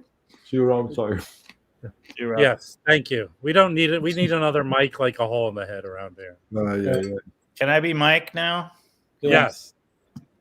Can you talk about top-loaded hot dog buns? We always need 2 mics. Yes. Hi. There's also a Albert Ayler coming out on September 8th on the Verve by Request series. Right. Yeah, I forgot about that. I think that the Verve by Request is dropping some really good titles. I think. Yeah, they are. I mean, it's I don't understand that. There's a lot of I don't want to say hate, but a lot of people are putting them down. To me, it's like anything else. You're gonna get sometimes you're gonna get a copy that's not may not sound as well. So yeah, I think for the price point, they're fine. They're under $30. Yeah, I mean, I'm not, and try to just ripping the whole series is just sort of ridiculous to me. Yeah. And sometimes you just need to play around with your EQ a little too. Yeah. You know, that's what it's there for. That's fair. Yeah, I mean, not everyone wants to just throw the record on and it's going to be just play. Yeah. I mean, not always the good ones are good all the time and the crappy ones are crappy all the time. Right, Criss? I mean, how many I had to replace my how many crappy RTIs do we get? Often. It's not isolated. It happens a lot. They're always warped. I had to replace that what was it? The last OJC I bought. The Mal 2 because it was scratched up on one side. I mean, yeah. I gotta send it back. I gotta take it to UPS tomorrow. Get money back. But I mean, you know what happened to me? What did I so I got last week. I got the Lee Morgan, last Friday, and then I had ordered one of the Steely Dans, right? So Sunday that comes. So I open it, and guess what it is? What? It's another Lee Morgan Infinity. Oh no! Yeah. But they've already sent me the Steely Dan, and I gotta return the Lee Morgan by like September 5th or something like that. Oh my goodness! What Steely Dan did you get? Pretzel Logic. I just bought the $30 one. I'm not buying. I'm not freaking UHRs. You awful? I haven't even listened to it yet. So, the Asia UHQR is a little bit tempting for me, but I don't know. Yeah, I love the record so much, but I don't know. Yeah, I just I'm trying to think. How much will I play it? And if you got a good OG, like what big difference is gonna make? Right. Yeah. It already sounds so good already. Yeah. I'll get like a back to basics copy. It sounds okay, but now y'all remember they did have those SKUs that they screwed up and put on their website for a regular 45 version too. And Chad did say he would eventually issue them. I can wait, man. Yeah. Right. Yeah, that is true. Wait a couple of years, and if he puts them out on double 45, I'll buy them all. Yeah. I was paying $150 for a fucking record. Yeah. But I think after this last presentation of the Chad giving interview this week, it just reinforces the label should be called Retrograde Productions, not Analog Productions. Retrograde. Right? What do you mean? Retrograde, looking back, not looking forward. Oh yeah, that's fair. Yeah. I mean, you don't return records ever, Sean? Yeah.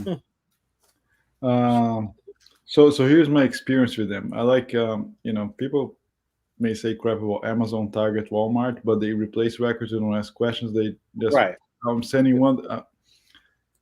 So Analog Productions. First, they make me scratch and destroy my Weapons records, which were not few, right? And then I have not a replacement. I don't know when I'm gonna send a replacement. That was the most fucking annoying thing ever.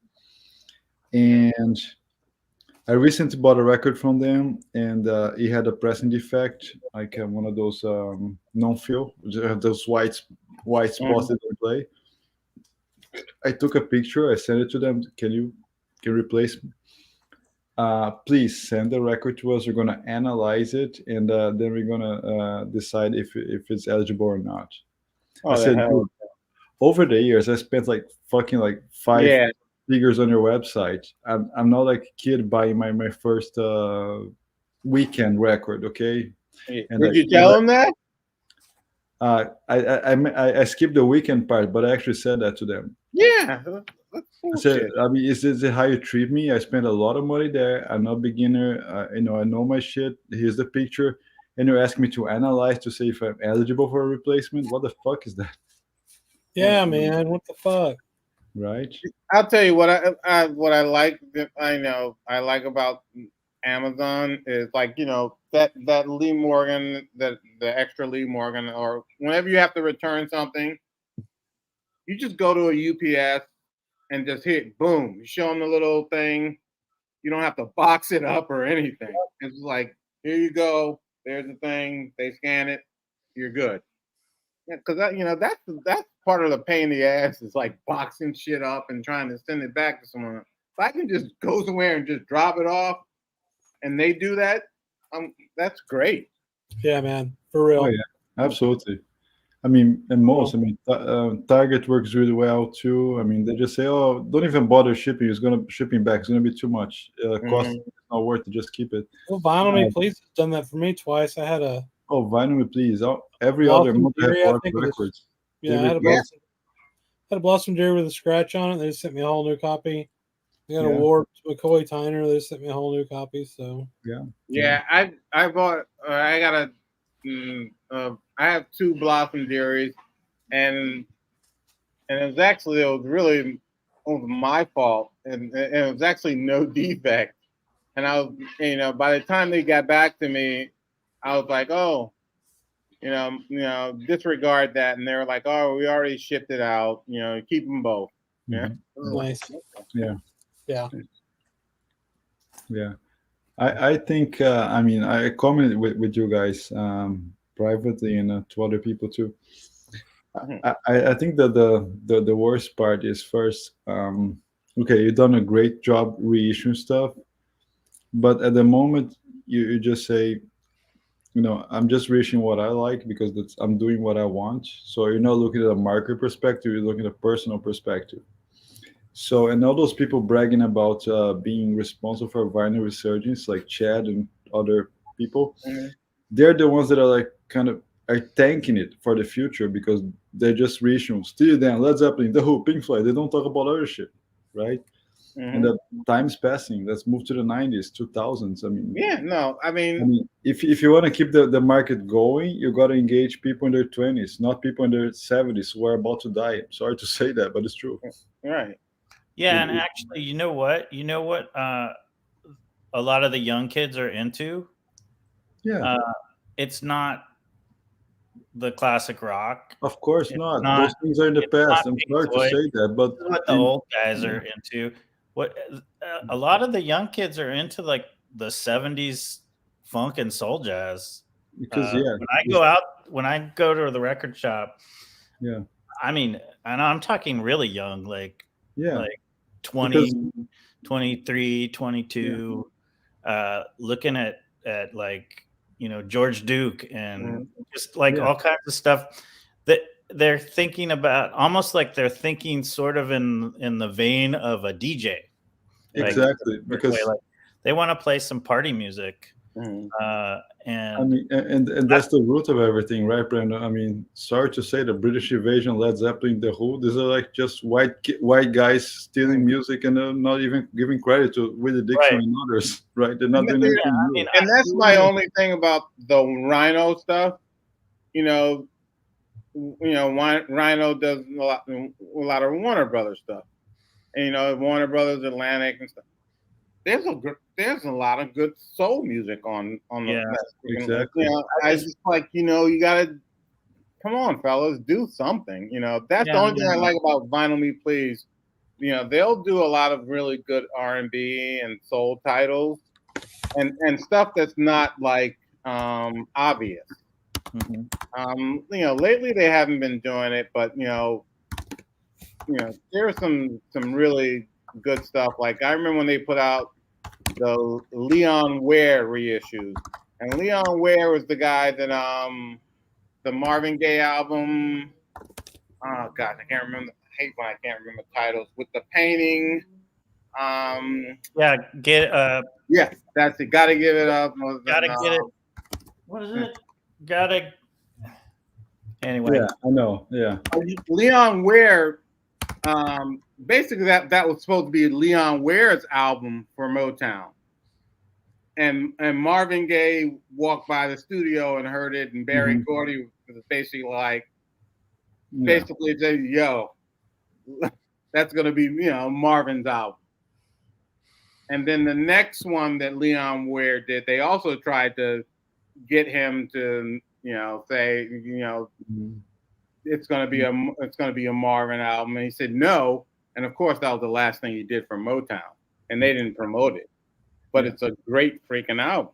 Mm-hmm. Oh, yeah. And Vinyl Me Please did the reissue of it, and it's a classic, you know. And that's the kind of stuff that should be out, and people should be doing more. There's so many of those type of recordings out there, but you know, like you know, people are, you know, and it's sort of the same thing with a lot of jazz recordings. They're all playing it safe, and it's the same old guys that have been doing it forever, and they're going by the same old formula that, you know, it works because people are going to buy this. You know, a lot of us buy the same thing over and over. Yeah. So they're like, okay, we can, you know, it'll be safe. You know, we'll sell a certain amount of copies of that. Yes. But you're not building your audience for the future. Exactly. Yeah. Exactly. I mean, it would be interesting for a bigger company to tackle more of the the mainstream jazz tracks from jazz records from. Exactly, Brandon. Just as an example here, I think I mean, just a lot of people are commenting there. I mean, I don't disagree with them. I agree with them. That's very important. People like Fremer and Chad did, but they're stuck in a niche. They're stuck in a niche. They're selling for a particular audience. And if you're into vinyl, into music, you have to broaden your audience. Well, they're making records for their buddies. Right, exactly. Yeah. Another Eric Clapton record, like another Pink Floyd record. The same people we've been having a conversation with for the past 30 years. Yeah, and people say, oh, young kids don't care, they stream. Everybody stream. I stream to check what I like. And if you go to record stores nowadays, and I'm sorry, people that buy from Chad, they buy online. They don't go to stores. If you actually go to stores, there's a lot of people in their 20s, even teens. They're discovering stuff. They're pulling out Fleetwood Mac records, a lot of soul records, funk records. And sorry, they don't go to the record store because of Michael Fremer. They go to the record store because of Jack White. They go to the record store because of Taylor Swift. Right? Yeah. And we have to acknowledge that, guys. I mean, I'm 45. I'm not a young kid. But, you know, I try to keep up with things. I try to look ahead. What's going on? And you know, people want to tap into something that isn't exactly like. And so what I think is really to death. Really, it's like I don't need to hear another. So Brandon, what I think is really dismissive. It's a guy going say, "I do the best records ever." Okay, you make it. Congratulations. But when you say that this is not historically important, give me a break. Yeah, I mean, it's just like I don't. Right. Someone shows me that live Little Feat record again. I'm just gonna smack him in the face. This is the Leon Ware. Oh yeah, I have a vinyl piece of this one. It's really good. Oh, this is freaking amazing. Was that with his wife? I don't know who that. No, the music. Is there a female vocalist on that one? Minnie Riperton sings on a couple. Oh, it's Minnie Riperton. Yeah, she sings on a couple of songs because he also did. Leon Ware did the Minnie Riperton album after the one that Stevie Wonder produced. And so she's on here, and I think Bobby Womack may be on here also. Okay, I'm thinking of it. There's another record though that Leon Ware did that I'm thinking of. Ray Parker Jr. is on here, and this is so good. And and that's the kind of stuff that Vinyl Me Please was doing, you know. And, I mean, does it have the Ghostbusters theme on it? I mean, the one thing, at least, like there's been a few of the Betty Davis records that have been reissued. Yeah. The Minnie Ripertons, you can still get those for pretty cheap. Yeah. But that would be probably some good, like, because I see you can get those for $15 to $20. Yeah. So hang on. So just a couple. I think the thing is the young kids are more willing to go out searching. Yeah. You know? Yeah. I mean, you can go to great labels like Mr. Bongo. They're putting killer stuff. Look at this thing here. This is an amazing killer record, right? Everybody should listen to this. Oh, the Silvers. Oh, my gosh. This is great music. This on Mr. Bongo. You can find their stuff. Vinyl Me Please, this is an OG, but Vinyl Me Please also put this one here, the South Side Movement. It's an amazing record. Yeah. This needs to be reissued. These guys deserve reissues. The Intruders, right? Yeah. I mean, this is great stuff, man. This is so well played, so groovy, talented musician, and this is all analog, okay? Yeah. Right?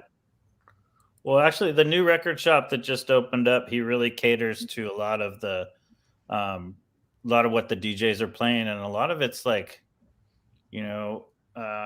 old Puerto Rican, Cuban boogaloo, and Brazil and Caetano Veloso, and like old Brazilian stuff from the 70s, and that's getting a lot of play right now at like block parties and stuff. That's awesome. Yeah. I mean, I'm kind of, I'm more in the jazz thing, but I do, I dabble in the Brazilian and stuff. And it's interesting when I go over there to see like, there's a lot of young kids that are really excited about these records. Yeah. So, and lastly, so Sean, it's not a matter of being burned out, not burnout and everything. I just think some things have been repeatedly redone. There are other things that need to be addressed as well. Just that's my point. It's beyond being redone. It's like there's no chance taking at all. It's like we're gonna go with it's like Dark Side of the Moon's gonna get re-released again. Eric Clapton, EC was here. It's like all these records that have been released over and over and over are gonna get released again. Yeah, that's what they all do. Yeah, exactly. I mean, my point is, what's new to be found on this recordings? There's not much to change. I mean, I disagree with this.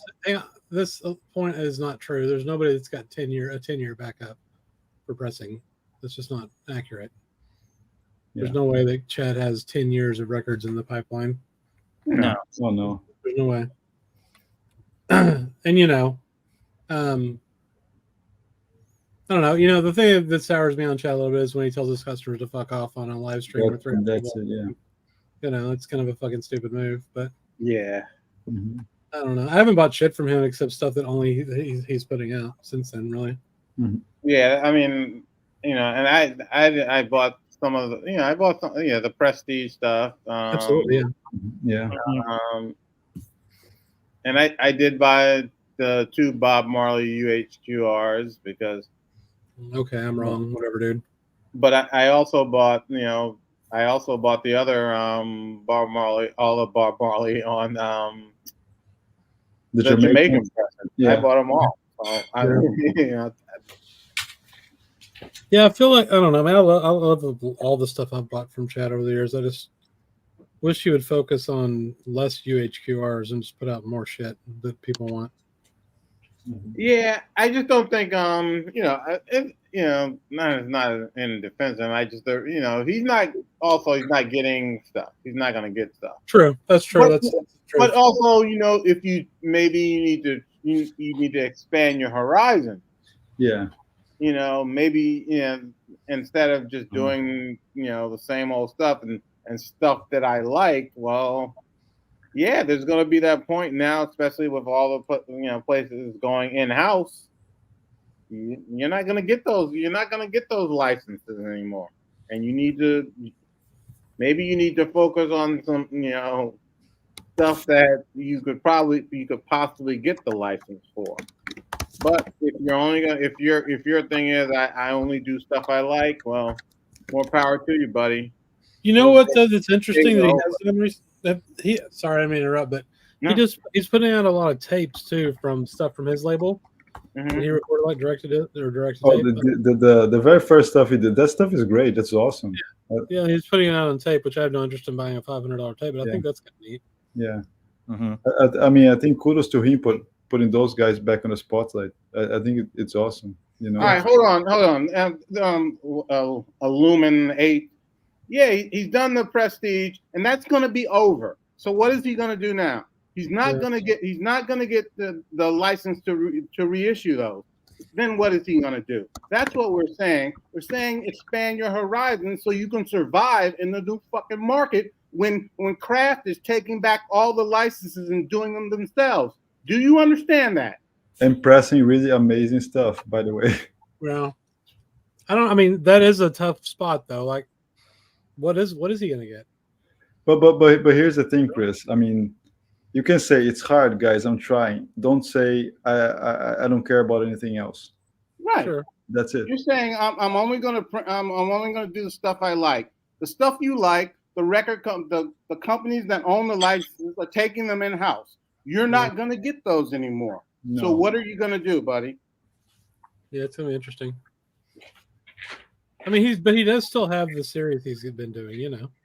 But that's not his. You know, yeah, he's doing that in conjunction with them. Of course, So yeah. theoretically, if they find a better deal, they're just like, you know, all right, you know, yeah, you're doing that because you have a pressing plant. That's his saving grace. Yeah, absolutely, for sure. I mean, yeah, he has been crushing it since the '90s. That's totally fair. And he can press stuff, which is cool. Yes, he's been crushing it, and like no one's denying that. What we're saying is, you know, the record companies are not giving those licenses to people to do stuff anymore. Right. That's it. Come on, Roberto. I don't think he doesn't need them. Okay. All right. He doesn't need the money. Okay. Whatever.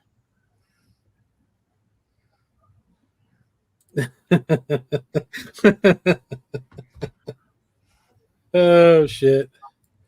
Hey, it is the 4th hour, man. I don't know. It'll be interesting to see if other stuff. I mean, dude, you look at what Kraft's doing. They got the OJCs. They just put out the one. They're putting out the one record that shit. What is it? What's the records coming out on Jazz Dispensary? Mike, what are you talking about? Blackstone Legacy. Blackstone Legacy, yeah. But they're putting that out. So, like, what do you target if you're you know? But all right, here's the deal. All right, I'm gonna go back to. He said a dozen times he has 10 years worth of contracts to fulfill. You know, and we've been waiting for his big announcement for how long? 18 months. Okay, yeah, 10. So come on, dude. If you've got these contracts, then let your base know that you know, here it is. This is what's coming out. Yeah, I think that's a interesting one too. Like, we never did get the diaper shitting announcement, man. Yeah, come on, man. You know. Now, if he did come out with like AAA Led Zeppelins, I would buy them all as long as they weren't UHQR. Yeah. I hope he does. You know, as a consumer, yeah, I would like for him, you know, to come to have this announcement, you know, that we've been promised for so long. You know, something in his 10 years of contracts that he has to fulfill. Then show me. That's a very good point, Jeffrey. We don't know. That's a great question. That's actually a good. I would buy Off the Wall. That'd be cool, man. Yeah. Oh, I would. You know, if they put out, I'm going to tell you, if and this is the thing, you know, this is the whole record company knucklehead stuff. Mm-hmm. Yeah. If they put out Off the Wall, that would be something. That would be something. You know, I know people that don't, you know, there's a whole, you know, Michael Jackson people, you know, crowd that don't, that stop with Off the Wall. Yeah. That's it for them. Yeah. You know, and, you know, that's like the last, you know, that was the last, you know, that was the normal Michael. That was the end of the normal Michael. Yeah. For them. Yeah. Yeah, but his partnership with Quincy Jones that record is just off the charts, just impressive. Yeah. You can buy any pressing, it's gonna sound good. It's great, right? Any version, true. anything. The copy of Thriller I got in first grade is scratched to shit, and it still sounds good. Yeah. Mm-hmm. Yeah. Can't believe I've had that record for like 40 years. It's fucking nuts. Man, that's crazy. Yeah. That was a TV show in Brazil that used the song, the opening song, like the. Oh my god, I played that daily for like 20 years. I still gonna get tired of it. I mean, just the even the beginning of of Rock with You. I mean, I can hear that in my mind. Yeah, That's how it starts off. I had the cassette. Nice. I had the original cassette. Yeah, I mean, they definitely made millions, but not like Thriller, right? No, but it had 3 big hits. Yeah, it did. Oh yeah. At least on AM radio. Yeah. I mean, it just it was sort of it was just the end of a certain Michael Jackson era. Because if you go back, even look at the video of from that. This is Michael Jackson before the whole nose thing and everything. He's got the afro. It's just, for certain people that just, it's just the end of an era. Mm-hmm. Yeah. And they would eat a reissue up of that. Oh yeah. Oh yeah. And that's the kind of reissue you just put in every record store and it would sell. Yeah. Yeah. Mm-hmm. Oh yeah. That's the kind of thing you go to the estate and go, look, let's do this. Let's just do this. I wish they would do. Maybe somebody is. If anybody knows of this, this would be interesting to hear. But I wish they do like a cool soul reissue series, like even like the classic series. Yeah. Soul, that's what is needed. I mean, soul records. I mean, fuck, that'd be cool. I mean, that's what is needed. I stressed on that a few weeks ago. I mean, we need decent presence of James Brown records, right? Mm-hmm. Mm-hmm. Yeah. They don't sound that great. I mean, if you buy originals, they don't sound that great. Yeah, and I wonder if I wonder if that's an estate issue too. I was wondering. It's always an estate issue, I guess. Yeah. But that would be phenomenal. That would be. Did the Thriller MoFi? That's a good question. Did the Thriller MoFi sell out? I doubt it. I don't think so. Maybe though. But and just speaking of James Brown, but there is, there's precedent for a really a good James Brown reissue, because they had that box set that was on CD years ago that's really good. Someone stole mine, called Star Time. It's freaking fabulous. And they have like the blueprint of how to do some of these things. Yeah, I mean, and so so James Brown kind of stole it from Miles a little bit, and then Miles stole back from him, tried to go electric, tried to emulate James Brown, right? But and all the breaks, I mean, all the drum breaks. That's what people used to start DJing. Clyde Stubblefield on drums for James Brown is just like that's just like amazing. The bass and drums on James Brown band is just like very hard to play. Those guys are the style, the harmonies, what they're doing there, it's crazy. VMP would definitely do James Brown. I think the Thriller one step is still in stock at MoFi. Still limit 2 per household though. So, Roberto's funny. I like Zydeco, man. I do too. Oh, that's funny. My wife got a Zydeco record down at oh shit, what's that record store in New Orleans? It's also in St. Louis. Shit, I'm trying to think. Gosh, Euclid Records, right? Okay. Oh, yeah. It pulls out a car record when she was down there. Yeah. It's some good, pretty good. There's a few good record stores down there. Yeah, I bet. Yeah. I gotta get back down there, hopefully. Her name it's Queen Ida and her Zydeco band in San Francisco. That's weird. Euclid, yep. Oh man, that's fun. I'm trying to think. Do I have anything else coming? I don't actually. I don't think I have much coming. I ordered that. I wish that someone would So there's a lot of not just this one, but mainstream has a bunch of different, funky and spiritual records that I have never seen released or reissued. Are they expensive now? Some are like 20, and then some get up to like 40. Yeah. There's a few like the Harold Lands. I think Demisi gets up to like 50 or 60 now. Yeah, and there's the reissue of that. Rob hates how it sounds. I think it sounds fine. And it's weird.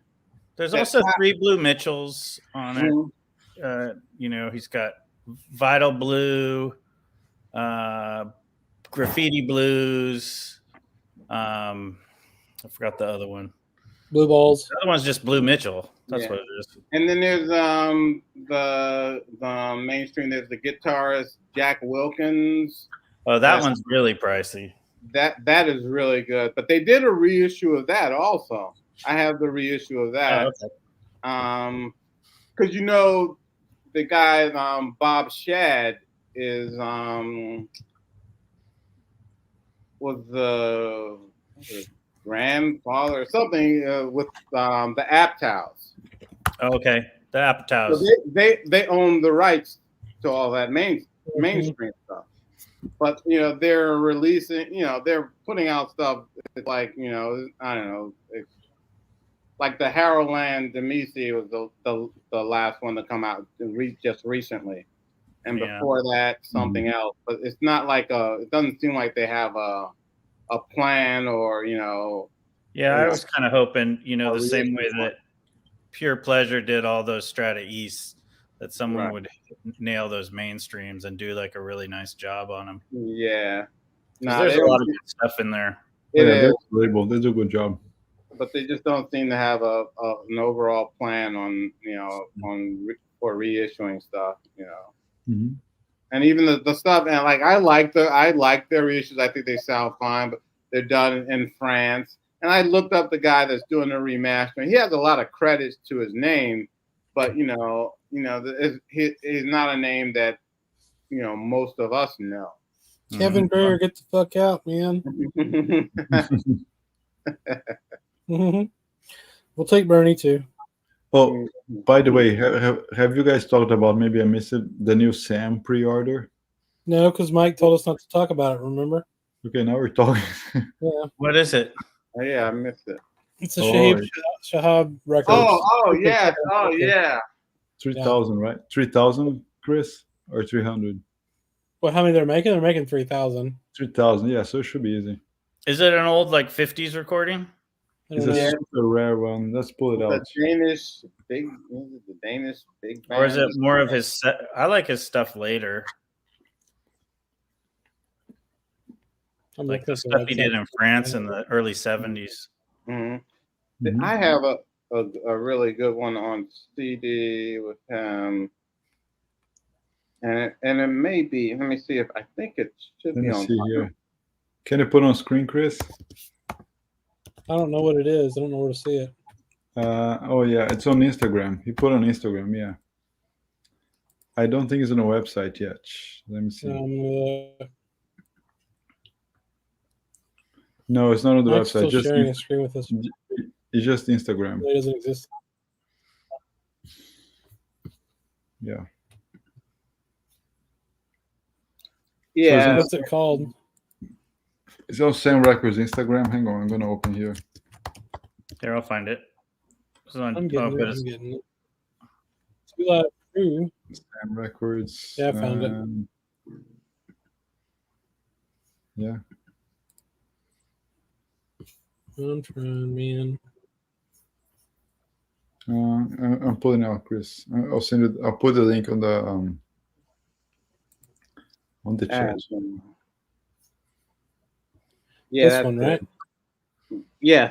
Yeah. Yeah. Yep. It's gonna be interesting. There's a photo somewhere. Yeah. It's 1965. 1965, 3,000 copies available out in October or November.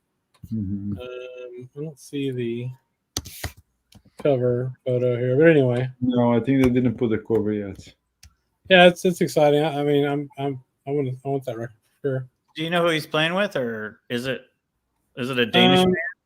It's a Danish band, yeah. Danish radio jazz group. He's the conductor. That's interesting. So Danish was a steeplechase? No.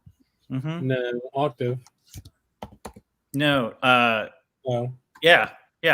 Steeplechase was in Copenhagen. Oh yeah. Mm-hmm. Ah, shit. But Yeah, I mean, OGs of this are like non-existent, basically. It's like $1,000, right? What? Yeah. No G. Oh, the OG. Yeah, yeah. Yeah, you know, Probably sometimes. still there. Let me see. What? No, I was just I was trying to find this album from the '90s, but I think it's only available on CD. Oh.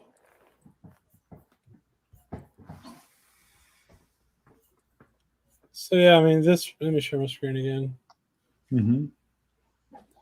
Yeah. Still preliminary. They're gonna open sales in October. Did I show this Brad Meldau last time? It's only on CD. I don't think so. Day is Done trio. It's really good. Yeah. And I grabbed this Medeski, Martin, and Wood at the Goodwill for $2. Mm. Nice. So, and this is like, Yeah. you still get some good deals at the Goodwill. Yeah. Mm-hmm. So this is the record we're talking about. It's coming out, right? Yeah. That's it. Yep.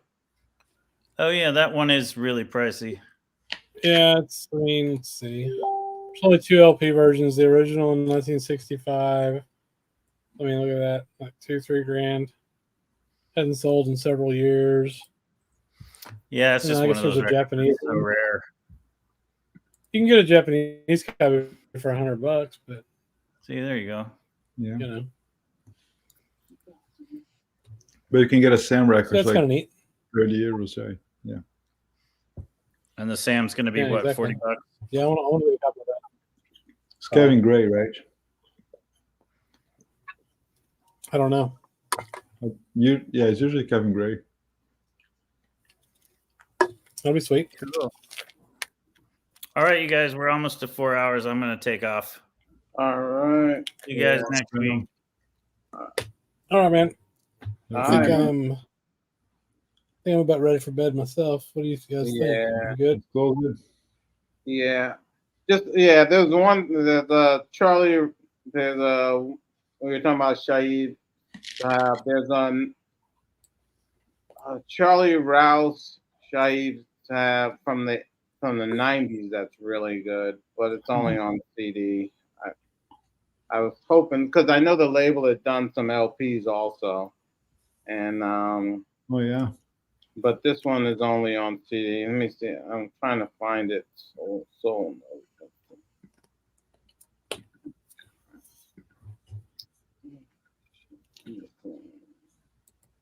don't know about a Samurai Completist, but I got a bunch of their stuff. Yeah, I'm not a completist, but yeah, I do have a lot of their stuff. All right. So isn't that a Donald Byrd, like one of their first ones? It's like super expensive now. It has that it's like an $800 record right now. Yeah. Where what label was that on originally? I don't remember. I can't find it.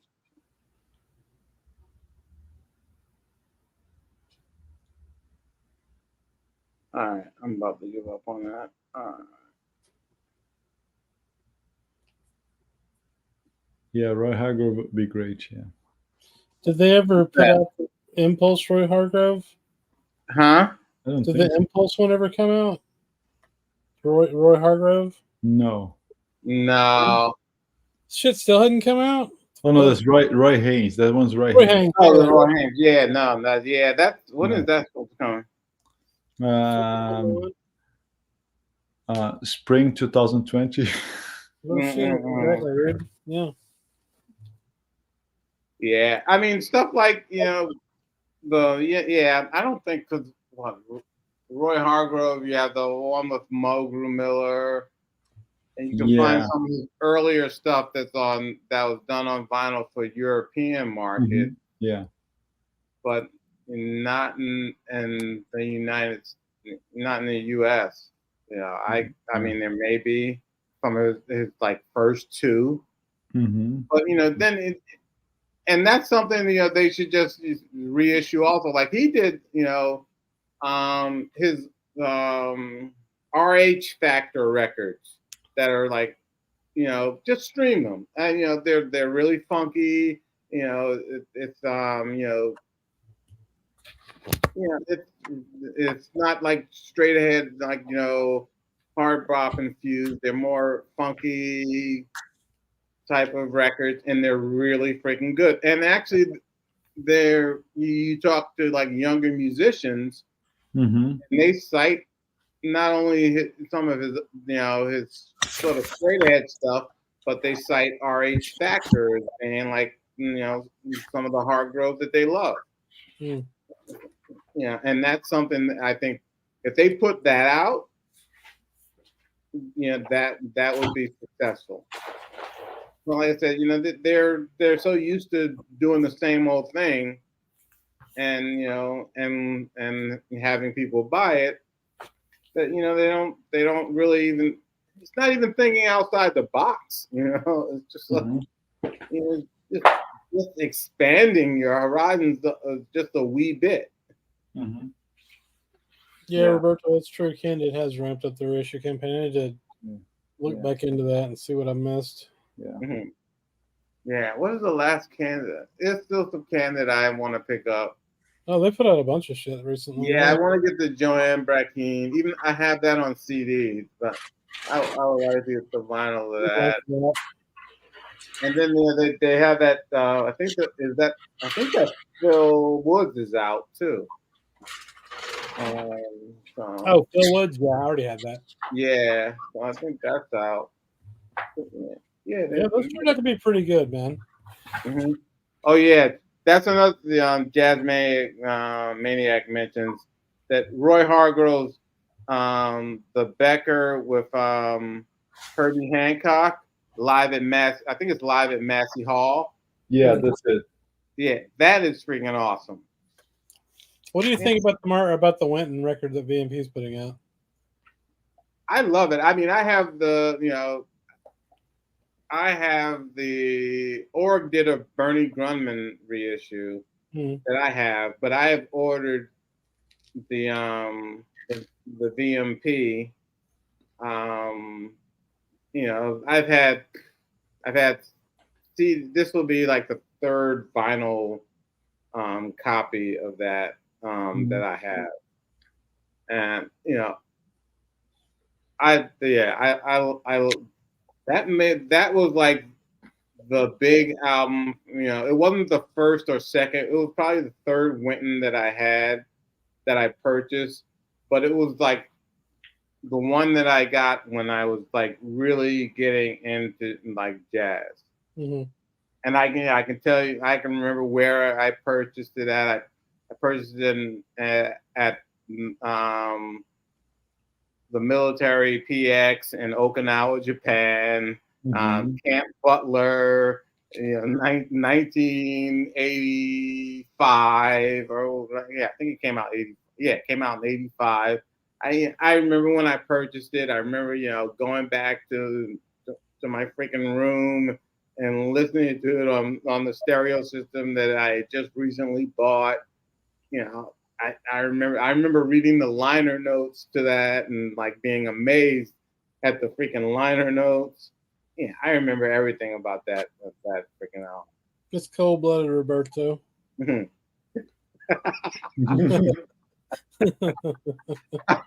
Fucker. You're dead to me, Roberto. Oh yeah, that was great. Oh shit. I was gonna say it's damn near 40 years ago. Oh man. It's pretty good. No. All right. It's almost 12. Time to go to bed, bro. Yeah, I gotta do some work tomorrow morning too. You writing more indictment papers for Trump Up or what? We're going. Next week is my my last work week for about 2 weeks. Nice. So and of course shit blows up like right before you go on vacation. Always. I'm like, no, I'm not doing this. I wasn't even paying attention to shit today. I was like, nope, not doing that because next week is busy. Y'all people y'all handle that. I'm not handling it. I don't know what is worse, Mike. The last day before vacation or the first day. I don't know what's worse. The last day before vacation or the first day after vacation. First day after, hands down, is worse. Yeah. At least in my case. I didn't gotten fired the first day. For me, it's always like the last.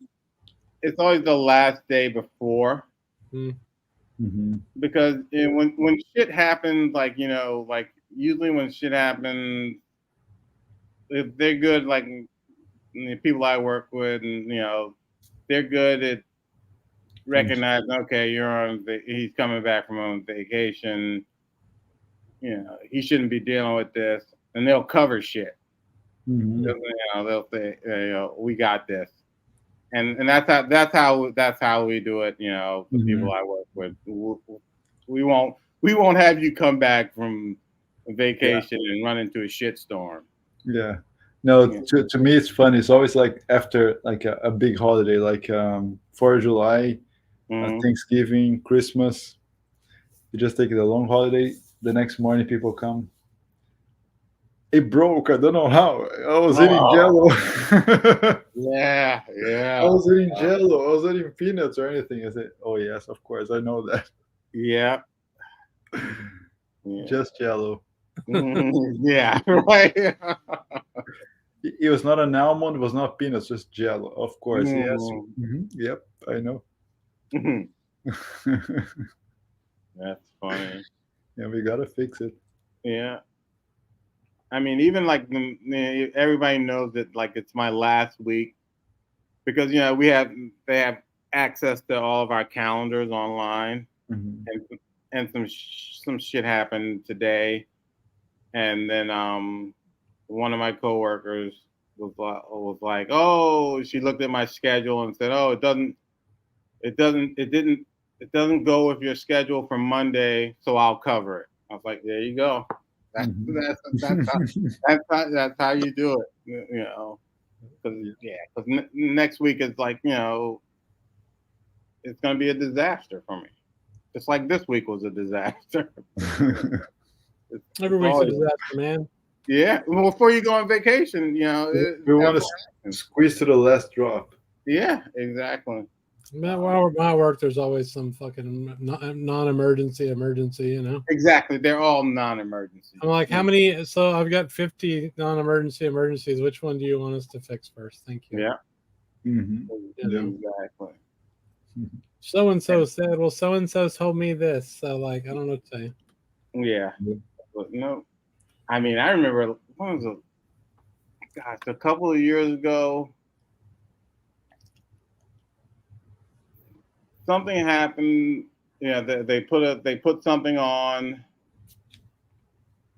and they had the court had my cell phone number. I'm on vacation, and I freaking pick up the phone, and it's like the clerk from the court saying the case is on. I'm like, I'm on vacation, and then the judge was like very apologetic. I was like, this is fucking bullshit. Oh no. I was like, how the fuck did y'all get my number? That's what I wanted to know. My cell phone. But yeah. Now people, that's another thing, especially with like the pandemic, and doing stuff virtual now. People think you're always freaking available. And I'm like, no, I'm not. No, we're not. But people, you're always expected to be available, which is nonsense. Felipe doesn't do shit virtually. You can't yank teeth out of somebody's head. Oh man, I can't. That's a good thing. For sure. Take this, take that. I'll see you on Monday. Mm-hmm. That's all I can do. I'm about to pass out. So. All right. All right, guys. Have a good night. It was a really fun discussion today. Yeah. Hey, Felipe. That now the book is supposed to be delivered to you Monday. Oh yeah. I just checked, and something happened where it got something with the routing, and now they say Monday. I think they sent it to the wrong spot. I think it's getting so hot here that the tires are melting. They're not making it on time. I don't know. All right. But that's okay. You'll make it. All right. Thank you so much again. No problem. Later, guys. Later. Have a good night. Mm-hmm.